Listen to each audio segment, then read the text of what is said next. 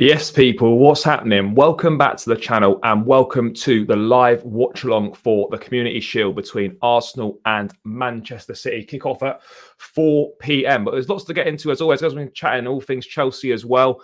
Just a bit of a general chit chat whilst the game is going on. All things football related, all things Chelsea related as always, guys. And a first glimpse at some of our rivals for the coming season with Arsenal and Manchester City, last season's top two, locking horns for the Community Shield trophy. But in terms of Chelsea news, guys, we've got about 45 minutes, 40 minutes until kickoff. There's lots to get into. We've had some developments in the Moises Caicedo saga, and we have also had a little bit more news in regards to Tyler Adams. Before we dive into all that, people, make sure you smash a like. Make sure you subscribe to the channel if you're new around here and haven't done so already, guys. And let's get this show on the road, people. Let me know where you're tuning in from around the world as always. Make sure you smash a like, subscribe, and guys, at 5k subscribers there will be a giveaway of a Chelsea training top from the new range from the coming up season. So make sure you subscribe. The quicker we get there, then the quicker you've got your chances of getting your hands on one of those people. Let's see who's in the chat early doors then. Daniel, big up as always. Caicedo will miss preseason games. Yep, potentially we're going to get into this. News on Caicedo. Yep. Hope Manchester City beat Arsenal. My score prediction 3-0. City. Haaland's going to score. Fair. Chelsea, big up. Hope City smash these Arsenal. Yeah, it would be great to see. Kai Havertz, of course, starting up front for Arsenal. So that could be an interesting watch from a Chelsea perspective. At least we don't have to suffer with that anymore, guys. But yeah, people, let's dive into it then. Let's get into the big news that we've had breaking news in regards to Moises Caicedo. So let's start with Fabrizio first, and then we'll move into Ben Jacobs with a bit more detail. But guys, Moises Caicedo not in the Brighton squad for this afternoon's friendly against Rayo Vallecano. Clear message from the player side, he wants to leave this summer. Negotiations with Chelsea remain ongoing, but Brighton insist on their position. Bid has to be improved to make the deal happen, as we always expected. But the fact that Caicedo is missing this friendly when he's not played an awful lot of pre-season anyway seems like a strange one. Brighton's reasoning is to give him, to give him time to get ready for the season opener against Luton next weekend. But yeah, that does seem like a little bit of a strange one. If I'm being totally honest, it does seem like a little bit of a strange one. To me, it doesn't make sense. No, it's not a new setup. It's I'm not at home, so I'm having to do it where I currently am. So yeah, I had to do a slightly new setup with what we've got going on here. But no, it's not the new setup. The normal setup will resume in the next few days when I get back. But we've still got to bring the content. So yeah, this is the setup for now. Hopefully it sounds all right. Hopefully it's not too dark either. And yeah, it's all good. But let's move on to what Ben Jacobs has been saying. As always, provides a little bit more detail with these things. And he's saying, so obviously, no Moises Caicedo in Brighton squad, as we discussed. Minor hamstring tightness is the official reason. But interestingly, a year ago, Marc Correa missed an Espanyol friendly with a minor calf strain and joined Chelsea 6 days later. Now, this for me feels like a little bit of a breakthrough, if I'm being totally honest. There's no real reason for him to be missing this game. I expect a bid from Chelsea to come in pretty soon, and then from there we will see what happens. But I think this is an indication that things may be starting to gather pace, and we're looking at a Moises Caicedo next bid becoming imminent, particularly once the weekend's out, starting next week, maybe Monday or Tuesday. We can get that sort of final bid that we need, and then ideally, if we can get a here we go for Caicedo by Thursday, people, then he can be registered by midday Friday, and then he'll be eligible for the round of fixtures at the weekend. Despite the fact that we're playing on Sunday, you've got to be registered by midday Friday to be eligible to play in the opening round of weekend fixtures, people. But yeah, Brighton is still maintaining on their £100 million price tag, as Ben Jacobs says, guys. Brighton adamant that unless Caicedo's valuation is met, he'll stay. They don't think 100 million in this market is at all surprising or unfair. But Caicedo has made it clear multiple times he wants to leave and stressed Chelsea's last two offers were more than reasonable in his eyes. Now, of course, he's going to say that because he wants to leave. And, you know, I feel that certainly the £80 million offer is fair. I don't see that as an unfair offer. I think that's a pretty legit offer. If we're being honest, I don't really think personally he's worth much more than that. Would I pay the 100 million for him? Yeah, of course, absolutely. Because we're desperate for him. I think he's a quality player. You're not paying for how good he is right now. You're also paying for the potential he's got there. 21 years of age, already dominating Premier League midfield. So, you know, this for me is a very good deal if we can get it done. But the fact that he's missing this friendly, people, I think this is showing that things are now going to start to ramp up a little bit, guys. Things are going to start to ramp up, and you know we could potentially be in business here. You know, something coming hopefully in the next coming days. But it feels like with this development that something is starting to happen. I don't know what you people think in the chat. Let me know, guys. But I feel like that something is potentially starting to happen here, and the Moises Caicedo saga could have a finishing line in sight. Of course, you know, we have Brighton agreeing a fee of Mohamed Kudus and people, you know, £35 million roughly, which would eclipse their club record of 30 million that they paid for Watford forward João Pedro. But people are surprised that Brighton have got money to spend. Brighton aren't necessarily a poor club.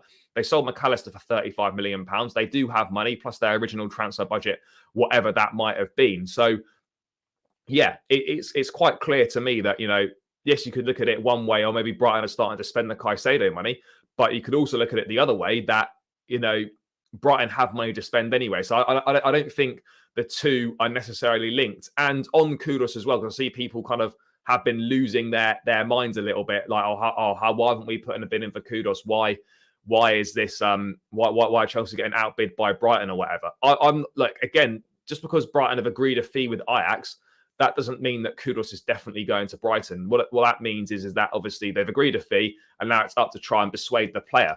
And their new contacts are due next week between Kudus and Brighton to try and persuade the player to come. So it's not a done deal by any accounts in terms of Kudus to Brighton. Certainly not a done deal, but the fee is agreed. And I feel like if Chelsea wanted to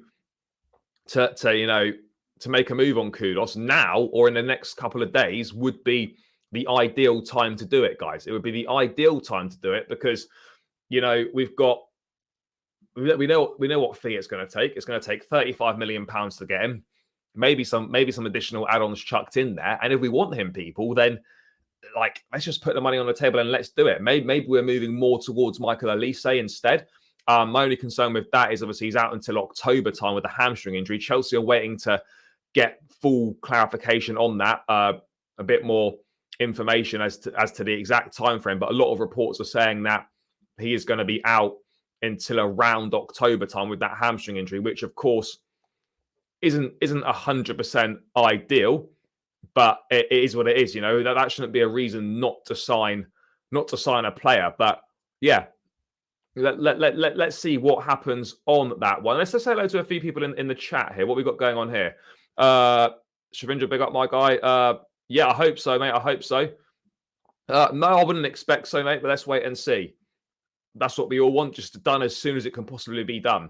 Hopefully we get Caicedo by max 6 days later like Correa. Yeah, it would be a funny coincidence if that did happen. Let's wait and see, people. I don't want Enzo and Gallagher midfield in the Liverpool game. Well, it may well be that, or it'll be Enzo and Santos. I still can't see how it's going to be done before then, but I don't really know.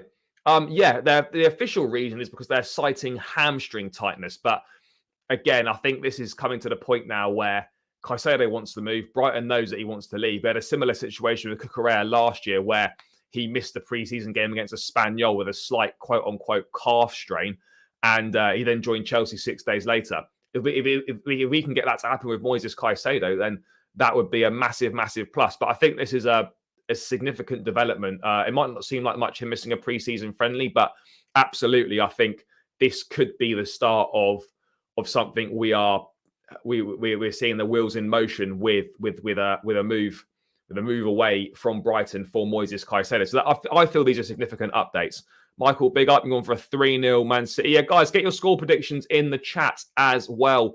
As always, people, let me know what you think the score is going to be. We've still got a good half an hour until kickoff, so we can get through plenty more Chelsea news as well. But guys, with this news, when do you people think Caicedo will be done by? Put a day in the chat when you think Caicedo is going to be done by, guys. Do you think he'll be done before the Liverpool game? Yes or no? Let me know in the chat, people. Yes or no before the Liverpool game. But yeah, that's just the main synopsis of the Moises Caicedo move to Chelsea. I think it's getting closer. Another bid will get closer, and I feel it really is significant. This him missing out in the squad. I really do think that's quite significant because we have seen it before with players missing games when they're due a move. Slight hamstring tightness could be legit. Could be like a precaution because of the move. They don't want him to play and then he gets injured and it puts the move in doubt potentially. So look, I get it from all points of view, but I think this, as I said, I feel this is quite significant, people. And for this saga, which has been so drawn out, it feels like maybe we could potentially, guys, be getting a little bit closer to what we're looking for in terms of the Caicedo deal and the breakthrough that we're so desperate for. I mean, as I said, guys, if he was to sign before the Liverpool game, that would be fantastic. But in order to play against Liverpool, he would have to be signed by Thursday at the latest, really, so he can be registered by midday on Friday. So the cutoff point is going to be at the latest we can get a here we go on Thursday for Caicedo to be registered by midday Friday, so we can feature against Liverpool. So that is the time frame, people, for Liverpool. So we do have to wait and see what's going to happen on that. But I feel this is a significant development in this transfer saga. I really do, people. But what's going on here? Chelsea are bigger than Arsenal with no Champions League. Yeah, agreed on that. It was if we were serious about Kudus and Elise, then we would have bought either one of them by now. Again, look, it's easy to say that, of course, and I get what you're saying on that front, but I don't think, like, obviously we're waiting for more information on the Elise injury to see how long term, how serious it is, how if it's going to be a recurring sort of theme with him. But yeah, look, Kudus again, we personal terms have virtually agreed that wouldn't be an issue. And if we wanted him, then we could obviously just put that money on the table. But again, Brighton still have to convince the player. So I get what you're saying. Like, if we wanted to go and do these deals, we probably could get them done for sure. But I think all the energy and all the focus and all the concentration is on Brighton and Moises Caicedo. That is the priority deal that does need to get done. So yeah, it's a tough one, but I feel that's why we're not seeing much movement on that. Once we get more movement on the Caicedo deal, which hopefully we're going to get in the coming days, then we are looking at. Then I think we may see other deals start to accelerate, guys. I think we may see other deals start to accelerate on that front. Big up. I don't think we'll get them for the Liverpool game. No, I'm not sure either, but I think we could be close though. No, I think, but I'll be glad to be proven wrong. Fair. By Wednesday, fair enough. After the Liverpool game after the Liverpool game, can't see Brighton budging until we meet the asking price. No, they won't. They won't. Yeah, we do get to see Kovacic playing today. Kovacic starting in midfield for Manchester City, whilst Havertz leads the line for Arsenal. So that'll be interesting to see how he does there. Yeah, I mean, if we can, it's a big ask. We are here for a while, though, people. So you never know, guys. Only on 16 likes at the moment, but we're only 15 minutes into the stream. It is a Sunday afternoon, 3:30. Not my usual time going live. So big up to everyone that is already here and locked in. Hopefully we'll get a few more over the course of the afternoon, people. But yeah, thoughts on Washington from Santos? Don't know anything about him, to be perfectly honest. Until the links came through a couple of days ago, I'd never even heard of him. I've done a little bit of looking into him, and he looks a talented player. Again, he's raw, of course, but Chelsea, I trust what the scouts are doing, what the data's saying, and we seem to be going after this Brazilian market quite heavily and trying to get a monopoly on it. So we've seen Angelo Gabriel, we've signed him, and obviously we're getting Washington as well. So let's wait and see. But in all honesty, mate, I don't really know anything about him, and I doubt we see him in a Chelsea shirt until the absolute earliest, the 24-25 season. Could even be multiple seasons out on loan. Yeah, yeah. I mean, Arsenal could be another Arsenal bottle job incoming for sure. People make no mistake about it. Could be another Arsenal bottle job incoming. Where's big up my guy? I think we will get Caicedo before the Liverpool game. He's now 2-5 with the bookies to sign for Chelsea, 5-2 stay at Brighton, 5-1 Liverpool. Yeah, I really can't see anyone else coming in for Caicedo. I know there was like a mystery unnamed club, but I mean the fact that that's remained anonymous, I think that's and that Caicedo and his agents didn't really know about it. I think that to me is an interesting one, to be perfectly honest. Doesn't really make too much sense in that regard as far as I'm concerned, people. What is your score prediction for this game? I'm going to go with a 2. I'm going to go 2-1 Manchester City with the goals from Haaland and Grealish. That's what I'm going for. But we'll get into the game a little bit later when it starts. But yeah, Caicedo, people, I think we are getting closer. It feels like things are starting to happen, guys. Feels like things are starting to happen, which is a big plus.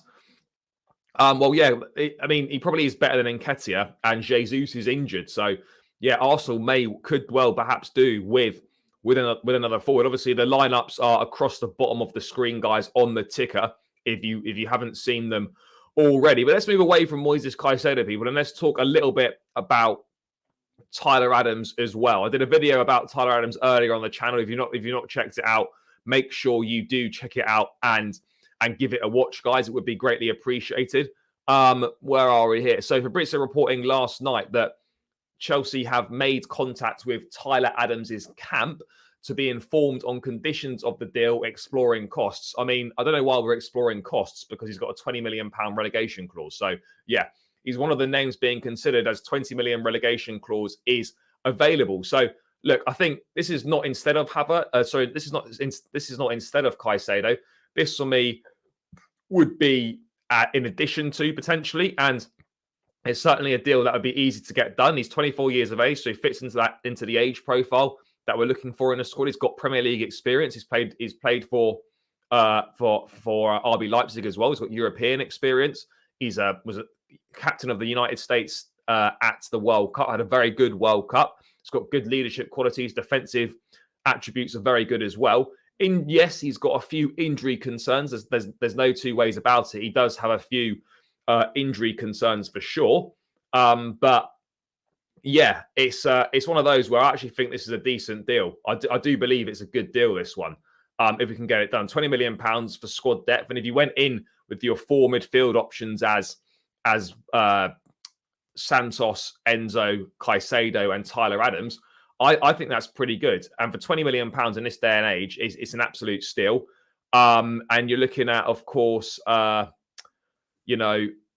he's in a normal market for a player of his quality. If Leeds don't get relegated, you're looking at a probably £50 million player for someone as good as him. Make no mistake about it, people. As good as him, really is. And look, it's not the most exciting name, but for squad depth, for smart signings, for taking advantage in the market, there's absolutely not many better deals than that around, for sure. I really do think it's a good one. I think the pros do outweigh the cons on Tyler Adams.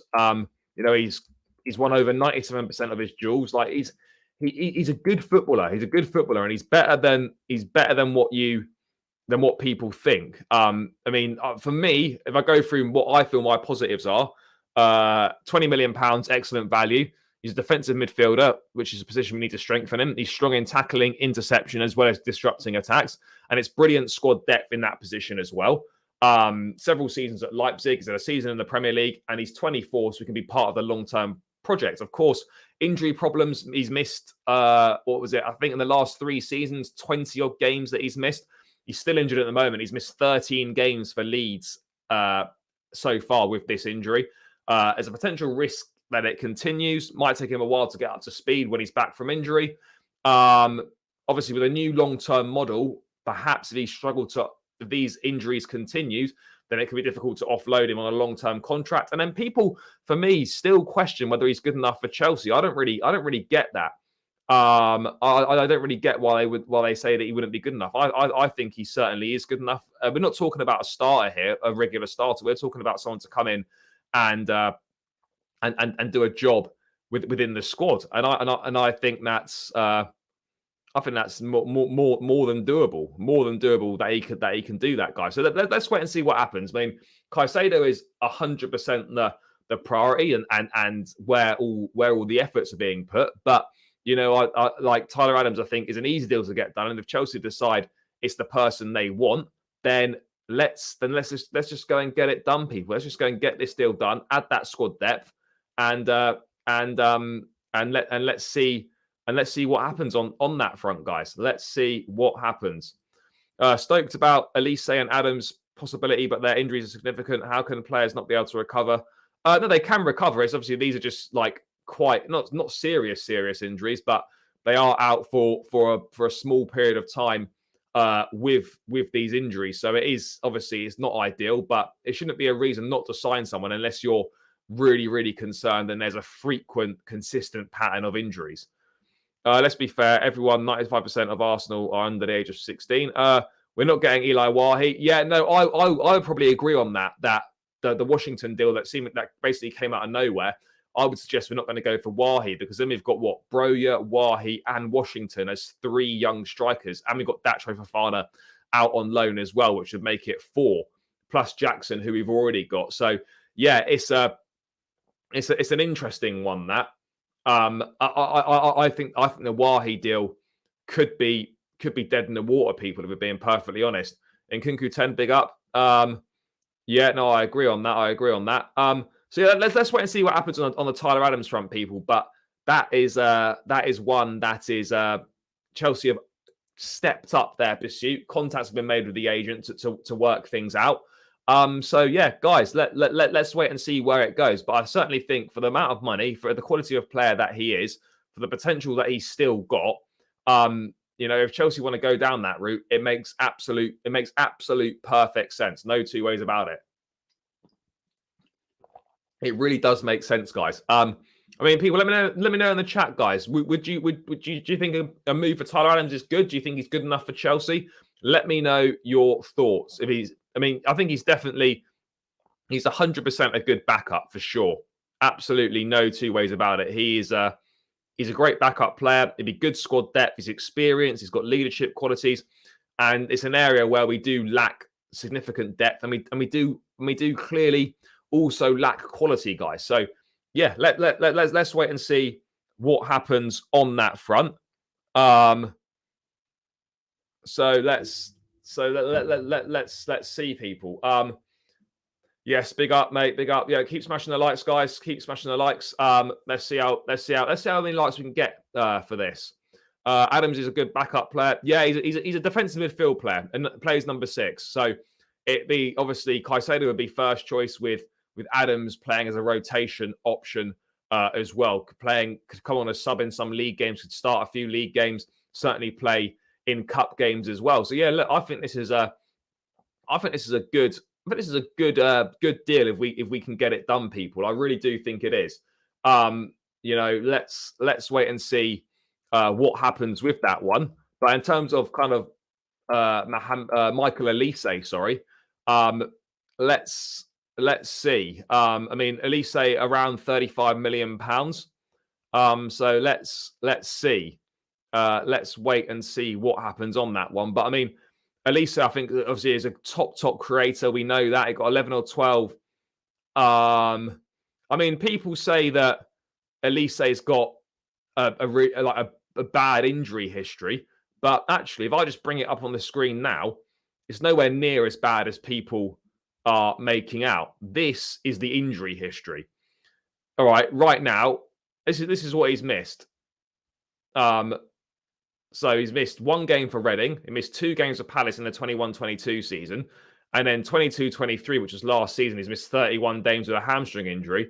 But he's not actually missed any games because that's happened in the off-season. So yeah, when people say that Michael Elise has got a poor injury record, then that isn't necessarily the case. Yes, he's picked up a hamstring injury, which is not ideal, but that's not a poor injury record, guys. Come on, it's not a poor injury record at all. So yeah, when people do say that, it's factually incorrect. It really is. So yeah, I mean, on Michael Elise, I mean, guys, what are our thoughts on Elise? Do we think? I mean, we would be happy with Elise. Do you expect the club to make a move for him, or do you still think we could do a bid for Kudos? Because whilst Brighton and Ajax have agreed a fee, there still isn't any agreement on the player's side, suggesting that he would be open to the move. So that Brighton still need to work on that side of things. So I mean, let's wait and see it. It would be a real bargain. He's a big talent, Elise. He's very creative. He's a set piece specialist.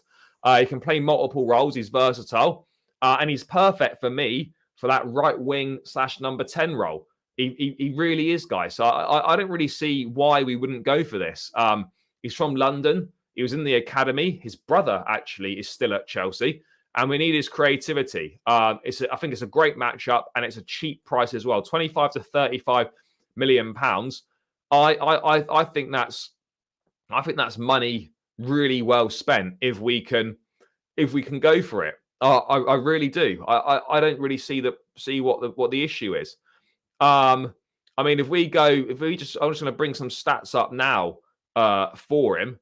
Let's just have a quick look on what we're saying here. So, in terms of Michael Elise, then last season, 11 assists in the Premier League last season, joint top for players under 21. Crystal Palace's second highest rated player in 22-23, 6.99 average rating. And apparently he's agreed, I think he pretty much has agreed personal terms with Chelsea. So it's just a case of whether we can agree a fee with Crystal Palace. That £35 million release clause is in there. I think that was confirmed by The Athletic a couple of days ago, that the £35 million release clause is in there, people. So we just need to activate that. So yeah, I think that's pretty decent, guys. I really do. I don't see why we wouldn't go for that. I mean, people, what are your thoughts on Elise? Let me know in the chat, guys. Let me know your thoughts in the chat on Michael Elise.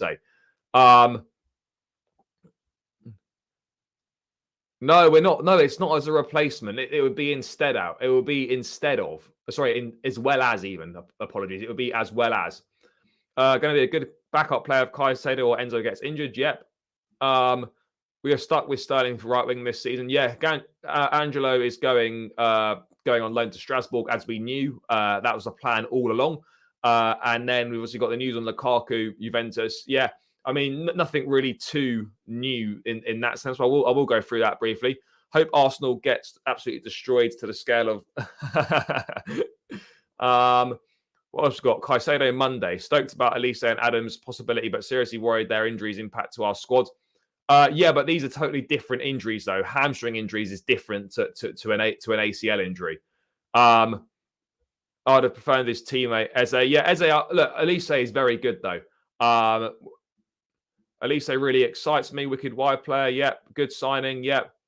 Oh yeah, guys. Once the game's on as well, we've got obviously some of you will be watching on TV. I've got it up on the ITV player, whatever it is. I'll probably be a few seconds behind. So no spoilers in the chat, people. No spoilers in the chat on any early goals or anything like that, guys. No spoilers, people. No spoilers. But yeah, look, I think Elise would be a really, really good signing, people. I think it would be a great signing. So yeah, let's wait and see on that front. I mean, let's see on that one. But yeah, look, I think it's a good one. I really do. But yeah, look, let's wait and see how long it's going to take. Hopefully, we're going to get some decent news in the upcoming in the coming days. I really think we could get some. I mean, Caicedo and Elise would be two really, really good signings, guys. If we could get both of those done, and I think that pretty much completes the window. Unless we have any outgoings, I don't see the need for any more players to come in. We've addressed Sanchez. We bought Nicholas Jackson in, and if we can get Caicedo and Elise, that then for me absolutely completes the window. People, it absolutely completes the window. So yeah, those two signings I think are the final pieces of the jigsaw, guys. The final pieces of the jigsaw. No two ways about it. So yeah, let's hold tight and let's wait and see on that one what's going to happen. Let's wait and see what's going to happen, guys. But I think it's exciting for sure. 15 minutes till kickoff. Yes, guys, make sure you smash the likes. Make sure you subscribe as well, people. We are on 25 likes. Not great. There's only 33 of us here. Normally we have a lot more, but again, it's just a rival watch along, and it's sort of 10 to 4 on a Sunday afternoon. Not my usual streaming time, but yeah, hopefully more people will join in once the game gets going, etc. But yeah, make sure you smash the likes. If you're not subscribed, guys, make sure you do. We're going to aim for 100 likes like we always do every time. We put it every day for the last 2 weeks now. Today would make it 2 weeks. We're a quarter of the way there. So let's keep it going, guys. If you've not smashed a like, make sure you do, people. But yeah, Michael Elise would be a very decent signing. We're about 10 minutes away from kickoff now, guys. So that's what we're saying here. Yeah, Crystal Palace have signed Matthias Franca. Yeah, that's all done. He's been unveiled. Kudos would have been better than Elise for us. I mean, Kudos is still not 100% off the table. Yes, Brighton and Ajax have agreed a fee, but they haven't got an agreement on the players' side. I think Elise is a very good player. If he's that creative in a Crystal Palace side that really struggled to score goals, think how good he could be in a side playing with a lot better players. I hope Madrid scores against Arsenal next season. Yeah, it would be good. It would be good. Everyone's going to get a reality check on Elise. I mean, Elise is not as bad as people think. He's a really, really talented player. And I am a big fan of his. I really am. I think he's a top player. So let's wait and see, guys. Let's wait and see on that one. But I think he's going to be a Chelsea player soon. Certainly Caicedo, maybe not Elise, but you never know, guys. I think this week is going to be big. I think it's going to be massive for Chelsea in terms of signings. It really is. I mean, let's have a quick look. Let's get into the game though, guys, briefly. This is the team for Arsenal. I know it's scrolling along the bottom, but let's bring it up anyway on the screen so that we can all see it. Where are we? So this is the Arsenal starting lineup. Ramsdale in goal, a back four of White, Saliba, Gabriel, new signing Urian Timber, playing at right back. And then we've got Partey, Rice, Odegaard in midfield, Saka, Martinelli, and Kai Havertz up front, leading the line. It feels great saying that, and it's not for Chelsea. It really does, because those were dark days, and you know you're in for a tough afternoon if Kai Havertz is starting up front for you. I mean, could be different, but yeah, I can't see how it's going to be particularly that different for Arsenal. So yeah, Havertz up front, looking forward to seeing what he does and not having to be bothered about it. And then Man City have got Stefan Ortega in goal. Kyle Walker captains the side. His future still unclear. Bayern Munich offer still on the table. Another contract offer being prepared by Man City for Walker. Stones and Diaz at the back. Akanji at left back. Rodri and former Chelsea man Kovacic form a three-man midfield with Bernardo Silva. And then we've got Jack Grealish, Edson Alvarez, and Erling Haaland, that man who scored a Premier League record 36 goals, was it, in the Premier League last season? Let's see how he gets up and running in this afternoon's Community Shield. In last season's Shield, where Man City lost to Liverpool, he missed a couple of sitters. People weren't sure how well he was going to do. How wrong they were on that front. I mean, the Community Shield is a strange one. I don't really think it means that much. I mean, some people say it's got a bit of a curse in terms of going on to win things. Liverpool won it last season. Everyone said, oh, City are going to be in trouble. Liverpool ended up having a shocking season. City had the best season in their club's history. So winning the Shield isn't always representative. They also, I think, lost it to Leicester. And Leicester almost got relegated that season they won it. So winning the Community Shield isn't always a good omen. But for City, if they do win the Shield, it would be one step closer to holding 6 trophies all at the same time. Now, obviously, the league holders, the Champions League holders, and the FA Cup holders add the Community Shield. They could be the Community Shield holders, and then they could also be the Club World Cup holders and the European Super Cup holders. So City, this would be the 4th leg of holding 6 trophies all at the same time. And I'm pretty sure I don't think that's been done before. If we're being real, I'm pretty certain that hasn't been done before. So that'll be massive for them. Look, I'm a huge Jack Grealish fan. I really like him. He had a fantastic season last season. Let's see how he kicks on this season. Let's see how that link up with Grealish, Alvarez, and Haaland at the top end of the pitch is. Interesting that De Bruyne and Foden, none of them start. Maybe they're not quite fit enough yet. But if we're being honest, this is a bit of a glorified friendly. For me, this game is far more important for Arsenal than it is for Manchester City. Arsenal haven't been able to beat Man City in the longest time possible. The 2 times that they did beat Manchester City was both at Wembley, funnily enough. But Arsenal need to try and put down a marker on Man City because they've really struggled to be able to beat them. They really have. It's interesting that Jorginho not in the Arsenal squad at all. Is he injured? Is that a sign that he's leaving? These are all interesting things. I don't know what we're going to see here, but we've got 200. Just seeing now on Twitter, we've got 228.5 million pounds worth of new signings starting at Wembley. Rice, Havertz, Timber, and Mateo Kovacic. The teams are coming out onto the pitch now. I'm looking forward to this one. Let's wait and see what happens, though. Let's wait and see what happens, guys. I'm looking forward to this game.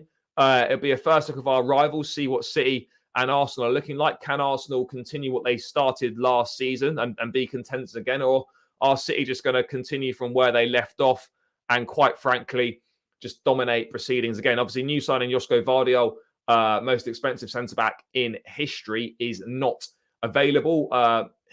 He signed too soon to feature in this game. So, yeah. Let's wait and see what happens, guys. But as always, smash a like, subscribe if you haven't done so already, guys. And let's see what this game has got in store for us. I'm looking forward to seeing a first look of the 2 sides because these are sides that we're going to be competing with. I say competing with Man City. We're not really going to be competing with them, but it'll be interesting to see what they look like. And for Arsenal, it's going to be interesting to see what they also look like because last season, they had a freak season. Don't think anyone expected it. Now, people are expecting the money they've spent. They're expecting even more. So, yeah, the pressure's on them now. We know what Arsenal are like. They lose their bottle when the pressure's on. We absolutely know that, people. So let's see how they can, do. But yeah, I just wanted to bring this up to show Man City's dominance against Arsenal in recent times. And it's a real mental thing for Arsenal. It'll be massive mentally for Arsenal if they could win this because it will prove to them that they can actually they can beat Man City because I don't really think they believe they can. So this is it here. Arsenal's last 17 games against Man City across all competitions only scored 10 goals, conceded 42 goals, 1 clean sheet, but both wins were at Wembley. They got 15 defeats and 2 wins in their last 17 games against City in all competitions. That is mad. That really is mad. It just goes to show how dominant City have been and why it's so much. Why it's for me, it's so much more important for Arsenal to win this game. Not because of the trophy. It's the glorified friendly. No one's really that asked about it. No one's going to be counting the Community Shield at the end of the season or anything like that. But at the same time, it's not about the trophy. It's the marker that it lays down for Arsenal. And they prove to themselves that they can beat Man City and they can potentially contend. Yes, maybe this doesn't really have any bearing on the season as such, but it absolutely, for Arsenal, proves to them mentally that they can get the job done against Man City. Because as this record on screen shows people, the record against them is very, very, very poor. I'm looking forward to see how Declan Rice does in midfield as well. I would have loved him to line up to be lining up for Chelsea in our midfield. I mean, in another world, in another life, that could have been a possibility. Chelsea definitely had opportunities to get Declan Rice. Certainly, a few years ago, we didn't do that. I mean, to be honest, we could have had a situation where we could have had Declan Rice and Tchouaméni in our midfield already, and we could have just added Enzo Fernandez to that, and that would be the midfield. And we and we can and we could have been absolutely balling, but that's where we are. That's where we are right now. That's where we are right now. So yeah, unfortunate, but let's see. The top 2 teams in the country last season, fair enough. But let's see how they do. I mean, it's a trophy at the end of the day, but it's not. There's no real significance on it. It's just a bit of a curtain raiser for the season, of course, but it does lay down a little bit of a mark of Gareth Southgate in attendance for this one. Man City taking on Arsenal in the Community Shield, guys. Kickoff is well imminent now, a few minutes away. Let's hope that more people join in and the numbers pick up, guys. Let's hope that is the case. Maybe we get some breaking Chelsea news whilst whilst we're on air for this watch along, guys. Let's hope so. But Community Shield is now live. But I mean, let's see what happens in this match, guys. I can't look past Man City. I really can't. But yeah, people, let me know. Get your score predictions in the chat quickly before the game kicks off. I would like to see Santos and Enzo pivot against Liverpool. Gallagher as cover. Yeah, I agree on that one. I do agree. But also, guys, we are going to be having a general Chelsea chat as well whilst this game is going on. Because I know the majority of you that are subscribed are obviously following me because of Chelsea content. So yeah, any questions you've got about Chelsea, whatever they are, let's get them in and let's get a nice conversation going, people. Yeah, 3-0 City, 3-1 City. Wes, yeah. No, look, I really can't see past City. I really can't. I mean, this is a ridiculous record. It really is a mad record. But, you know, records don't last forever. They're there to be broken. Maybe Arsenal at some point can win it.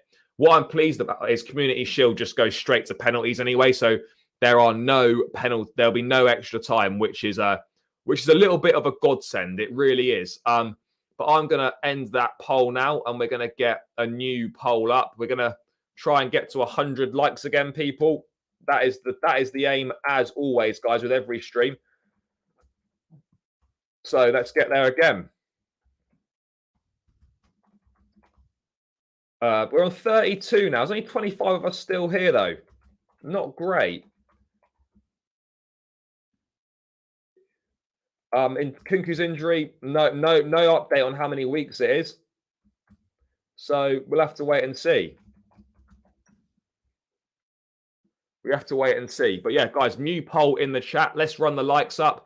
No excuse not to have liked the stream if you're locked in already, guys. We've been going, 43 minutes so far. And we have got kickoff imminently coming. So let's wait and see what happens, guys. But the watch along is now underway, people. Arsenal versus Manchester City at Wembley. The curtain raiser to the new season, the traditional curtain raiser. Let's wait and see what happens. But it is kickoff waiting. Kai Havertz gets us underway. Arsenal 0, Manchester City 0 in the sunshine at Wembley. And it's going to be interesting to see how this one pans out. You know, Arsenal, pressure on them to follow up from what they did last season. People are now expecting them to do well with the money they've spent. And City, can they get that motivation to go again? And City are on the attack early doors here. Balls out wide to Jack Grealish. Back in. And Akanji picks it up in that left-back slot, guys. Yeah, bro, it's a good feeling, isn't it? I know the preseason games are all right. You do get into them a little bit. But yeah, for sure. Now that the proper football is back, it's a massive plus. I'm interested to see how Mateo Kovacic does in this game as well from a former Chelsea player perspective.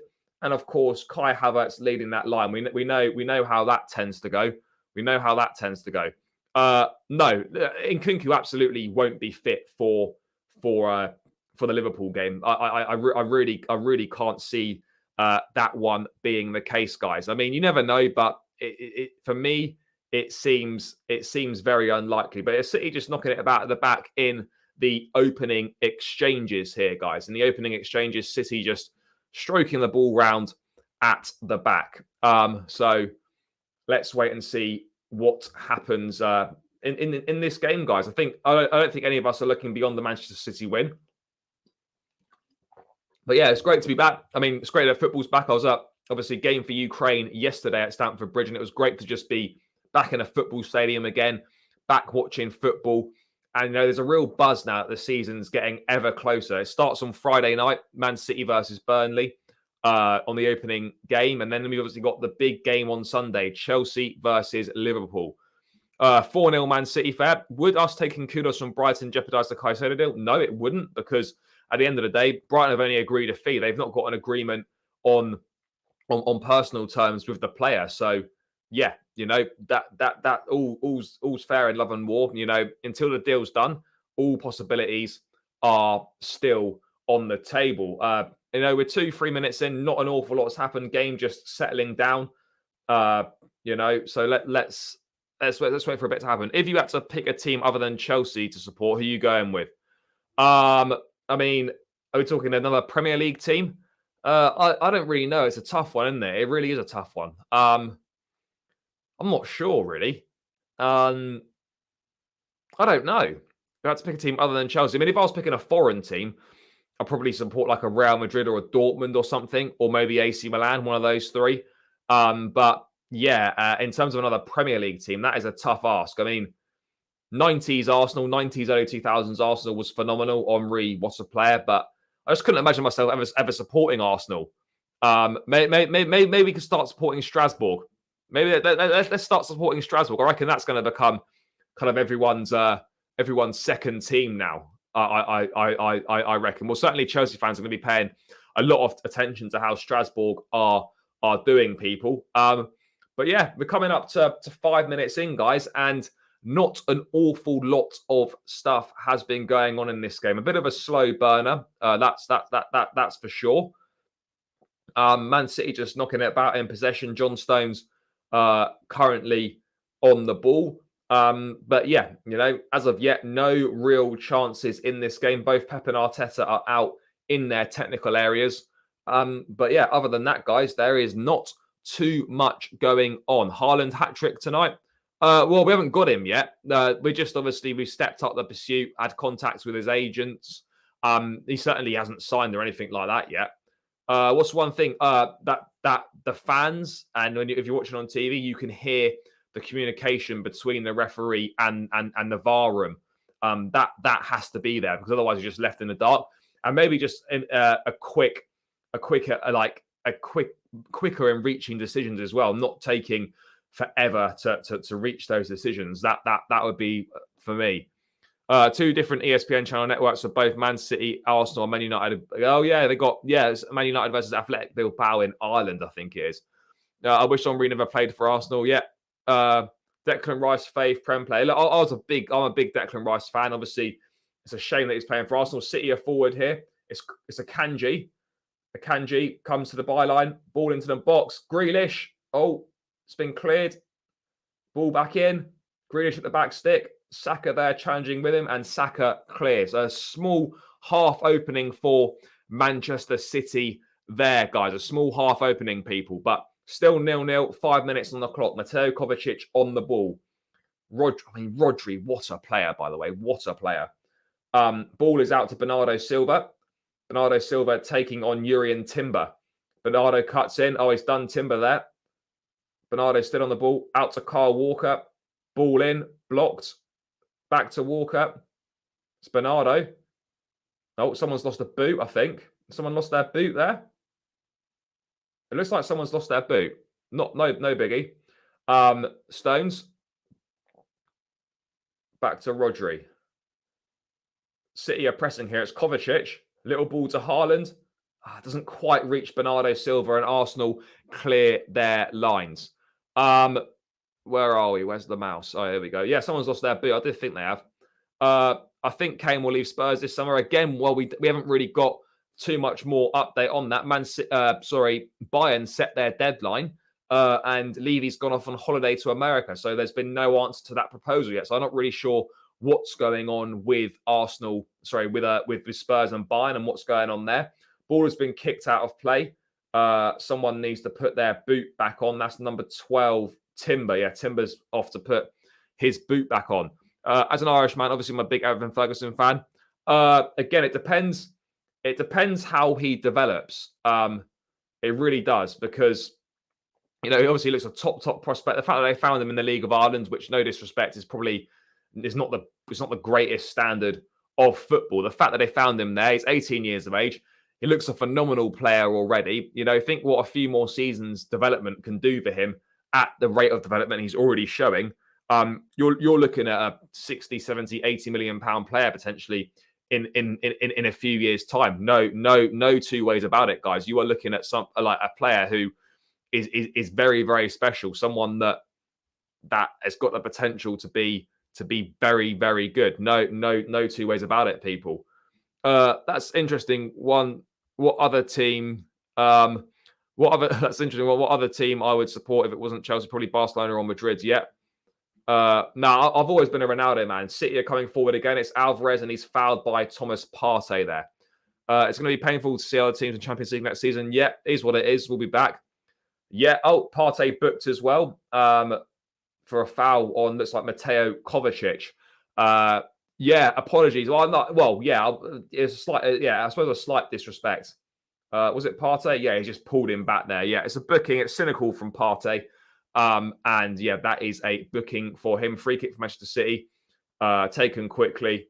Ball's out with Jack Grealish on the left-hand side.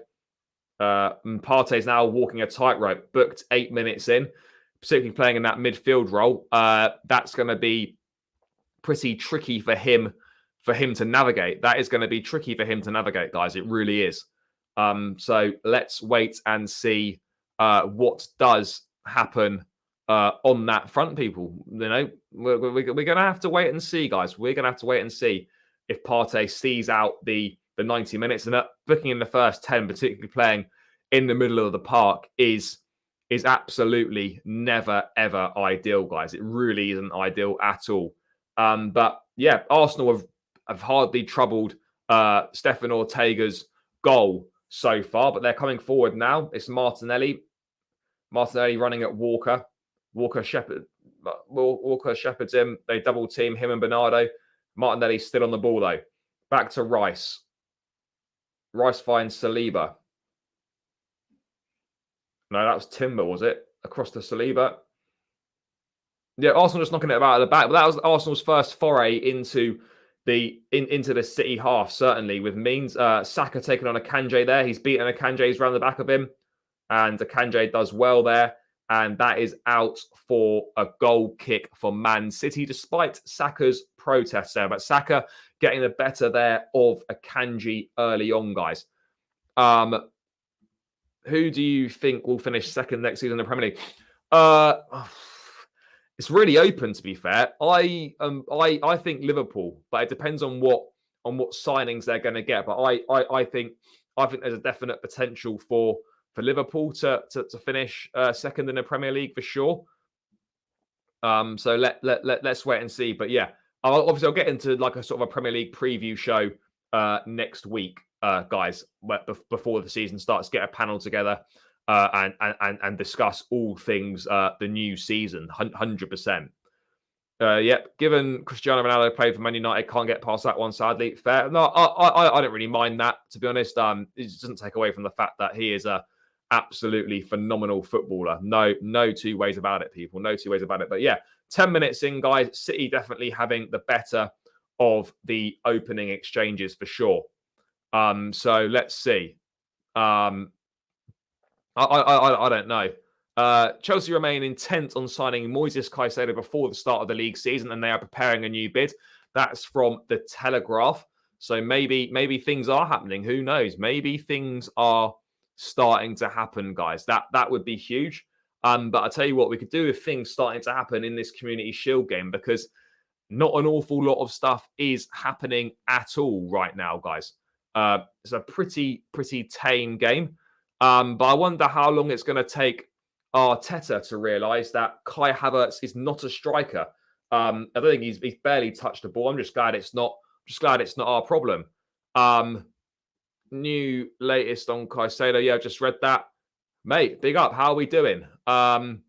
We should have won the Champions League in 08. Yeah, we probably should have done. Ball out to Bernardo Silva on the right-hand side here, squaring up Urian Timber. We're going to get a ball into the box from Bernardo. It's not back to Walker. Walker across the face of... that's cleared. Mate, yeah, no. That, mate, it's because I've now... I've got to wait for a few days. So yeah, having to do another different setup. But the setup comes with me, mate. The setup comes with me. Can't stop the content. I mean, yeah, obviously not massive numbers on a community shield watch along for sure. But yeah, not doing much else on a Sunday afternoon. So may as well, mate. May as well. What else have we got popping off here?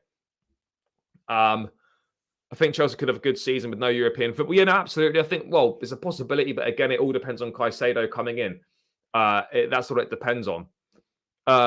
It's bad that people just say now who you think will finish second these days. Yeah, no, it is. Like, obviously, the Premier League's a lot more competitive, and it's a great league, and anyone can be anyone. But in terms of a winner, yeah, it pretty much is virtually City every year.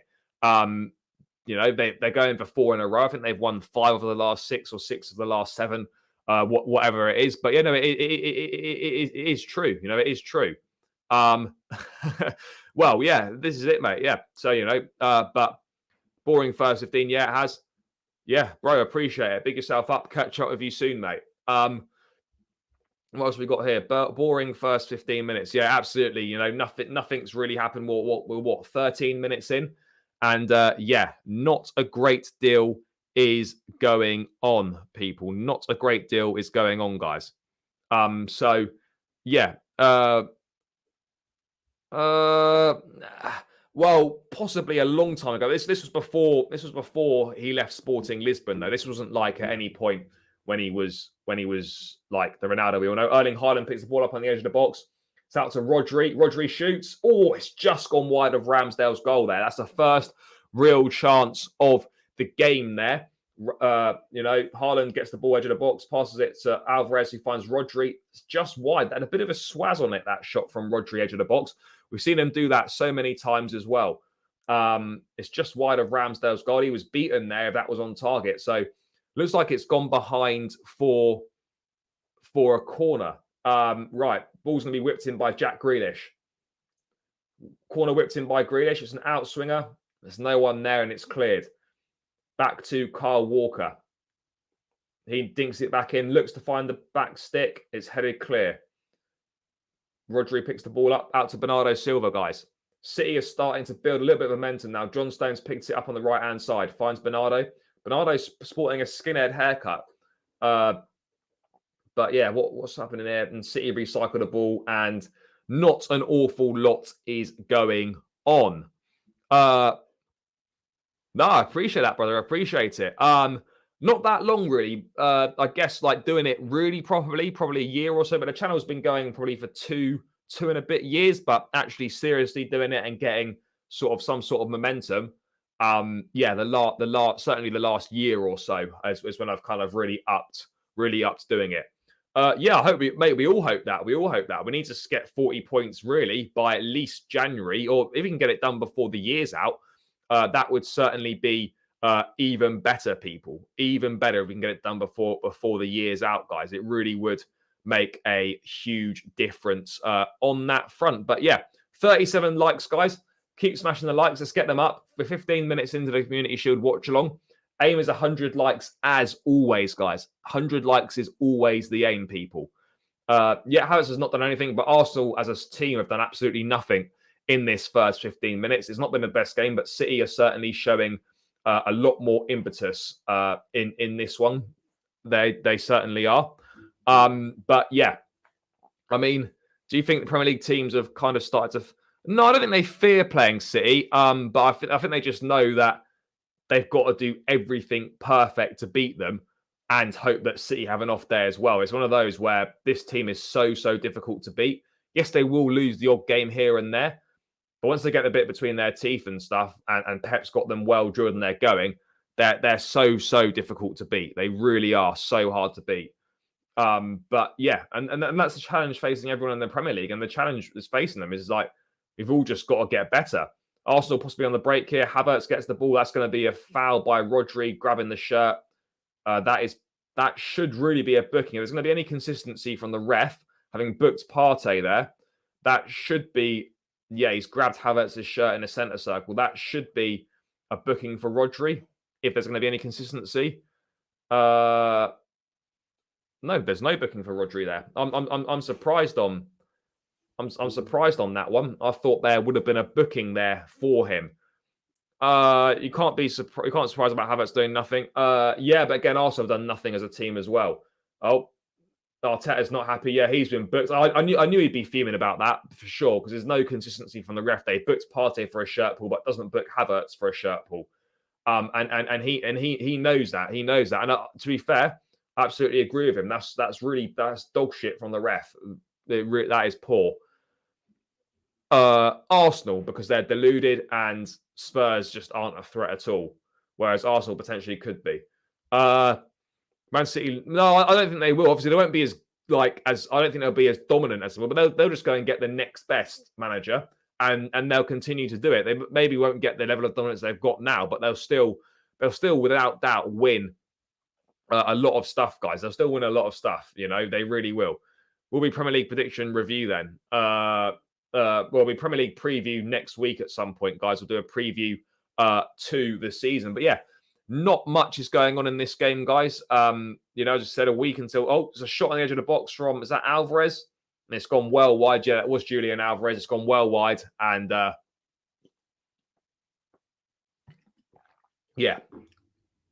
But City have definitely had the better chances. Howard Webb in attendance as well. He's now in charge of... He's in charge of all VAR and everything else. So I think he'll be noting that one down, saying to the referee that, you know, you should have booked him. Because there's no consistency there. So let's wait and see on that front. But yeah, coming up to the 20-minute mark, and really nothing's happened. Arsenal have done absolutely nothing in this first half. They have done absolutely nothing. There's a foul there on Declan Rice in the centre circle. Is he saying an elbow from Bernardo Silva? No, he's got one of those over the top ones, and he's landed face first on the ground. Not ideal. Do you think Pep's the greatest manager of all time? It's certainly right up there. The way that he's revolutionised football, he's transformed the game. You've got Sunday league sides playing out from the back. You know, that's all Pep's influence. You know. Yep, Mourinho's a fantastic manager. He's done it with, you know, Porto, etc.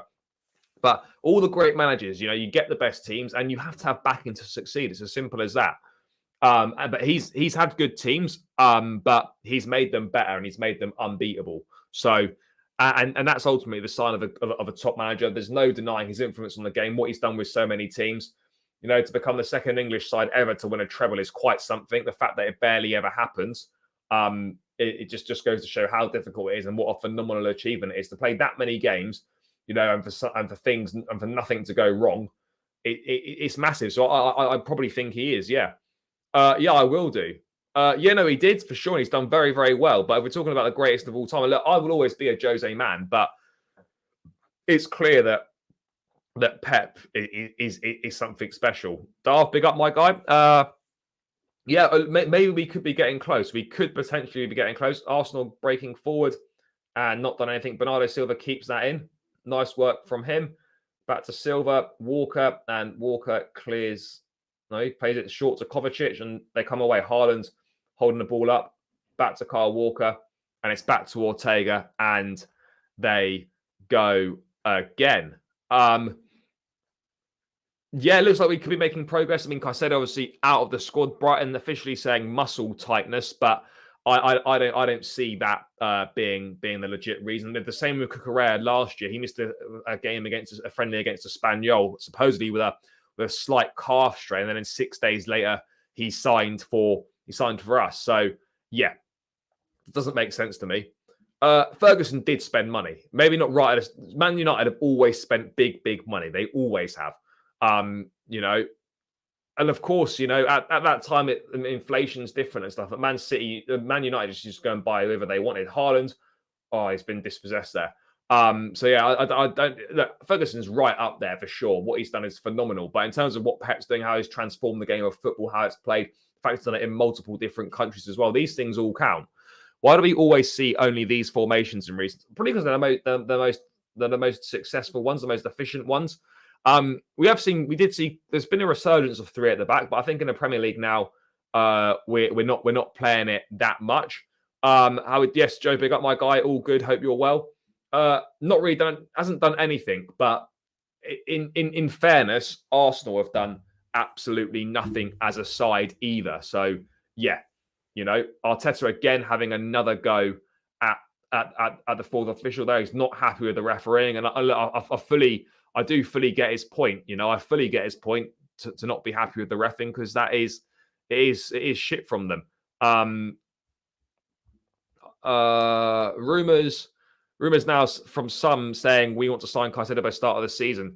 Yeah, look, again, well, I mean, it's not really a rumor. Like, of course, Chelsea want to. It's hardly rocket science that Chelsea want to sign Caicedo before the start of the season. So, yeah, it's not really I wouldn't say it's an exclusive in anything like that. So yeah. What else have we got here? Well, Harry Kane scored 4 goals today for Tottenham. Is that going to be his last season at a last game at the Tottenham Hotspur Stadium? Who knows? But yeah, what else we got going on here? I don't know if there's any Chelsea news. Any further Chelsea news? But yeah, City definitely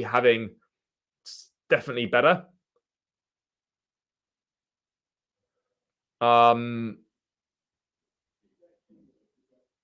So Brighton, we've had a little bit of news here. So via Brighton's website, let me just bring this up on the screen now, guys. It's weird that we've got a director coming out and commenting on an injury. When does a director whenever do you get a director coming out commenting on an injury? So Brighton director Paul Barber, Moises had a slight hamstring injury late in training and was pulled out for that reason. With the Premier League season just a week away, it makes no sense to risk him today. We're looking forward to Moises starting the season with us. He's a Brighton player under a long-term contract. Sanchez is a relatively young goalkeeper that wants to play first-team football and wants the challenge to start in a first team, and he believes that Chelsea will give him that opportunity. It's weird you've got Brighton directors speaking about injuries and saying that Caicedo is going to start the season. They're looking forward to... He's a Brighton player under a long-term contract. It's all games being played at the moment here, but I do feel that it is getting closer now. I feel it is getting closer. I feel it's getting closer, guys. Yeah, Conte did use a 3-4-3. Yep, it's not difficult to score more goals than Havertz. Of course. So here we go. Arsenal on the attack. Ball to the boxes. Havertz turns. Almost scores. Martinelli blocked. First real attempts for Arsenal there. Again, Havertz displaying his finishing prowess by not putting the ball in the back of the net. But yeah, there's a break there. Across the face of goal, Havertz collects it. Can't quite sort his feet out. Saved by Ortega. Martinelli on the follow-up, blocked by Stones. But that was really good play from Ben White there.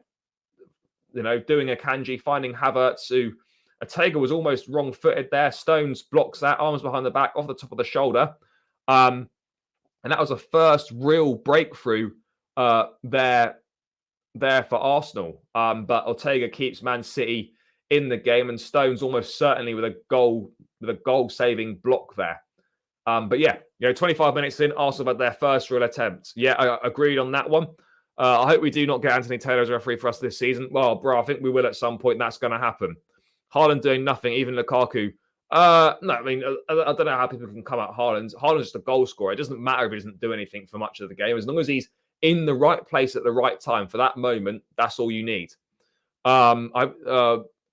No, he can't. That was a very Havertzy shot. It was. Again, £65 million of Kai Havertz can't go wrong. Last time Havertz scored against City was in the Champions League final for Chelsea. Yep, and that's the last time that we actually scored a goal against Man City. So, yeah, it's been a while. John Stones breaking forward here. That's a foul by Kai Havertz. That should be a booking. And it will be a booking, yeah. It's a stupid foul from Havertz and he's booked. So, yeah. But anyway, back to this. It's interesting that we've got directors coming out and talking about injuries. When does that ever happen? I feel it's getting closer now. It really is. I don't understand why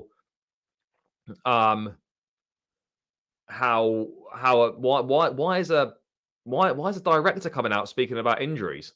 It's a strange one, a really strange one. I don't think I've ever seen that before. So yeah, I mean, it's not normal for a club director to comment on an injury at all, particularly to a player who has asked to leave and who Brighton are in talks to sell. Really strange. That really strange. Another strange development. Really is a strange development. But yeah, look, Kovacic has done well in this half for sure. He has done really well. Make no two ways about it. He's done well. But yeah, Man City definitely having the better of this game. But Arsenal had a very good opportunity there through Kai Havertz, but couldn't find couldn't find the breakthrough. But Arsenal is trying to build some momentum again here, people. Yeah, something for sure is brewing. I agree. Brighton must be really scared on losing Caicedo to let directors speak for players. I don't know what's going on with this Caicedo situation, people. I'm not too sure what is happening there at this point in time. Guys, we're on 42 likes. Let's try and bang this up to 50 likes. Timber coming forward down the right-hand side. Yeah, let's see if we can get up to 50 likes, people. Let's see if we can do it. There's only 21 of us here, 22 of us here. Not the usual numbers we get for the Chelsea stuff, but I thought it's probably might as well do a watch along for this game. Why not? If we get Caicedo, does that mean we won't go in for Tyler Adams? No, I don't think it doesn't mean we won't go in, but it may mean that we are less likely to go in for him. But yeah, let's wait and see. Yeah, guys, keep running the likes up and keep subscribing to the channel if you haven't done so already. I mean, it's probably going to be a big ask to get too many more subscribers on this watch along stream, but we're on 4,382. We could hit 4.4, which is 18 more subscribers. That would be massive. But again, I'm not sure how likely that is. But if you're not subscribed, guys, please click that subscribe button. Let's get ourselves closer to the 5K mark, where there is a giveaway for a Chelsea training shirt. So make sure you stay locked in for that when we hit 5K. The quicker you click that subscribe button, the quicker we're going to reach 5K. And the quicker you've got your chance of getting your hands on a Chelsea training shirt. On a scale of 1 to 10, how much do you think we need Caicedo? 10. I honestly think it would be borderline disaster if we don't get him, because the other options on the market are nowhere near his level. They are nowhere near his level. So we simply have to get him. It's the one thing we've needed to get for the longest time possible. And for us to not do it would be, yeah, it would be absolutely criminal, guys. We cannot afford to miss out on Moises Caicedo. It's just a transformative signing. It makes such a big difference. It really does. It makes a huge difference. Last season, I know, everyone knows that. The Brighton director speaking, that is basically saying, Chelsea, where is your bid? Yeah, look, I agree on that front. I absolutely agree. But it is interesting that you've got directors coming out commenting on an injury. That's not really normal protocol at all. It certainly isn't. Ramsdale was gotten himself almost in a spot of bother there. Let it run across his body. Heavy touch. Had to put a bit of speed on to stop that going in the goal, with Haaland bearing down on him.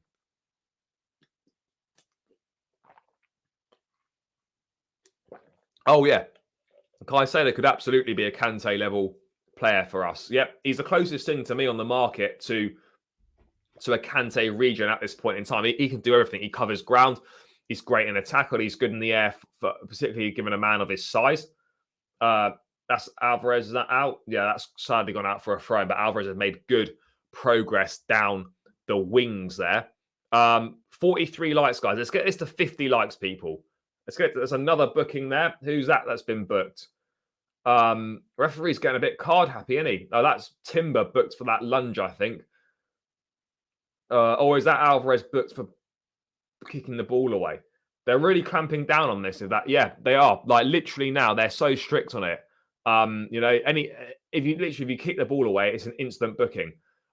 They've just got to be consistent with it. It's good to see they're clamping down on it, but you've got to be consistent. And we're about 12, 13 minutes away from half time, guys. And yeah, it's been a fairly even-ish game. City has had the better of it, but Arsenal have certainly had certainly one very decent opportunity, people. One very decent opportunity. That's the big question. I mean, you can't really look past City, but maybe Real Madrid will go again if they get Mbappe. They've got Bellingham now as well. I don't think you can look past that. Oh, it's almost an issue there. Ortega just puts it out for a throw, but Ortega playing it to Kovacic in to Rodri in trouble, who's then dispossessed. Then it's out for a throw in. It's not the sort of stuff you expect from Man City. That it's really not. But yeah, what else have we got going on here, guys? A corner for Arsenal then. About to come in to the box. Who is whipping this one in? Gabriel's up from the back. They sent the big guns up. That is going to be whipped in by Saka. Looks like we're going to get an in-swinging corner. Let's have a look.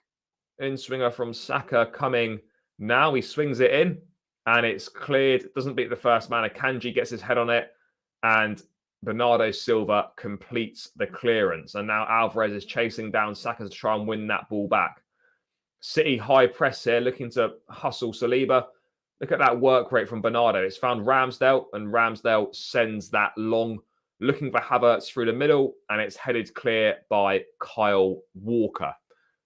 So, yeah, guys, we're about 10 minutes away from half-time. A fairly uneventful game so far. It is fair to say on that front. But let's have a look if we've got any more news on that one. So yeah, I mean, Arsenal edge of the box. Martinelli passes it to Thomas Partey. Yeah, Arsenal just knocking it about, trying to find a way to penetrate the City box. Rice picks the ball up. He feeds it out to Martinelli, who squares up Kyle Walker. It's Martinelli past Walker into the box and cleared by John Stones behind for a corner. And Martinelli will trot over and take that corner. So yeah. Let's wait and see. But yeah, the yellow cards for kicking the ball away, they are harsh. It's a good decision in the long run just because it will make them stop doing it completely. But yeah, 4 yellow cards in half hour in a Community Shield is kind of mad. Martinelli whips that corner in. Oh, it's way too long. It's over everyone, and it is out for a goal kick. And that is where we are at, guys. 10 minutes until the break. Yeah, it's gonna be tricky. This I think there could be a lot of red cards this season, not for necessarily bad fouls or anything, but just because of how tight they are about kicking the ball away. It's probably quite an easy thing. It's probably quite an easy thing to forget as well. So yeah, but anyway, Ortega on the ball, Havertz closing him down, and he plays it out to, is that Stones? No, that was Diaz. That was Diaz. It was a throw in to Arsenal deep inside the City half, people. Deep inside the City half, a throw in to Arsenal.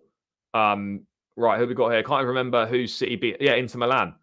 Not that much interesting so far compared to the height level we were expecting. Yeah, but it is just a glorified pre-season friendly. Next season when Chelsea plays Arsenal, can he try and get... yeah, I could. Yeah, I can do.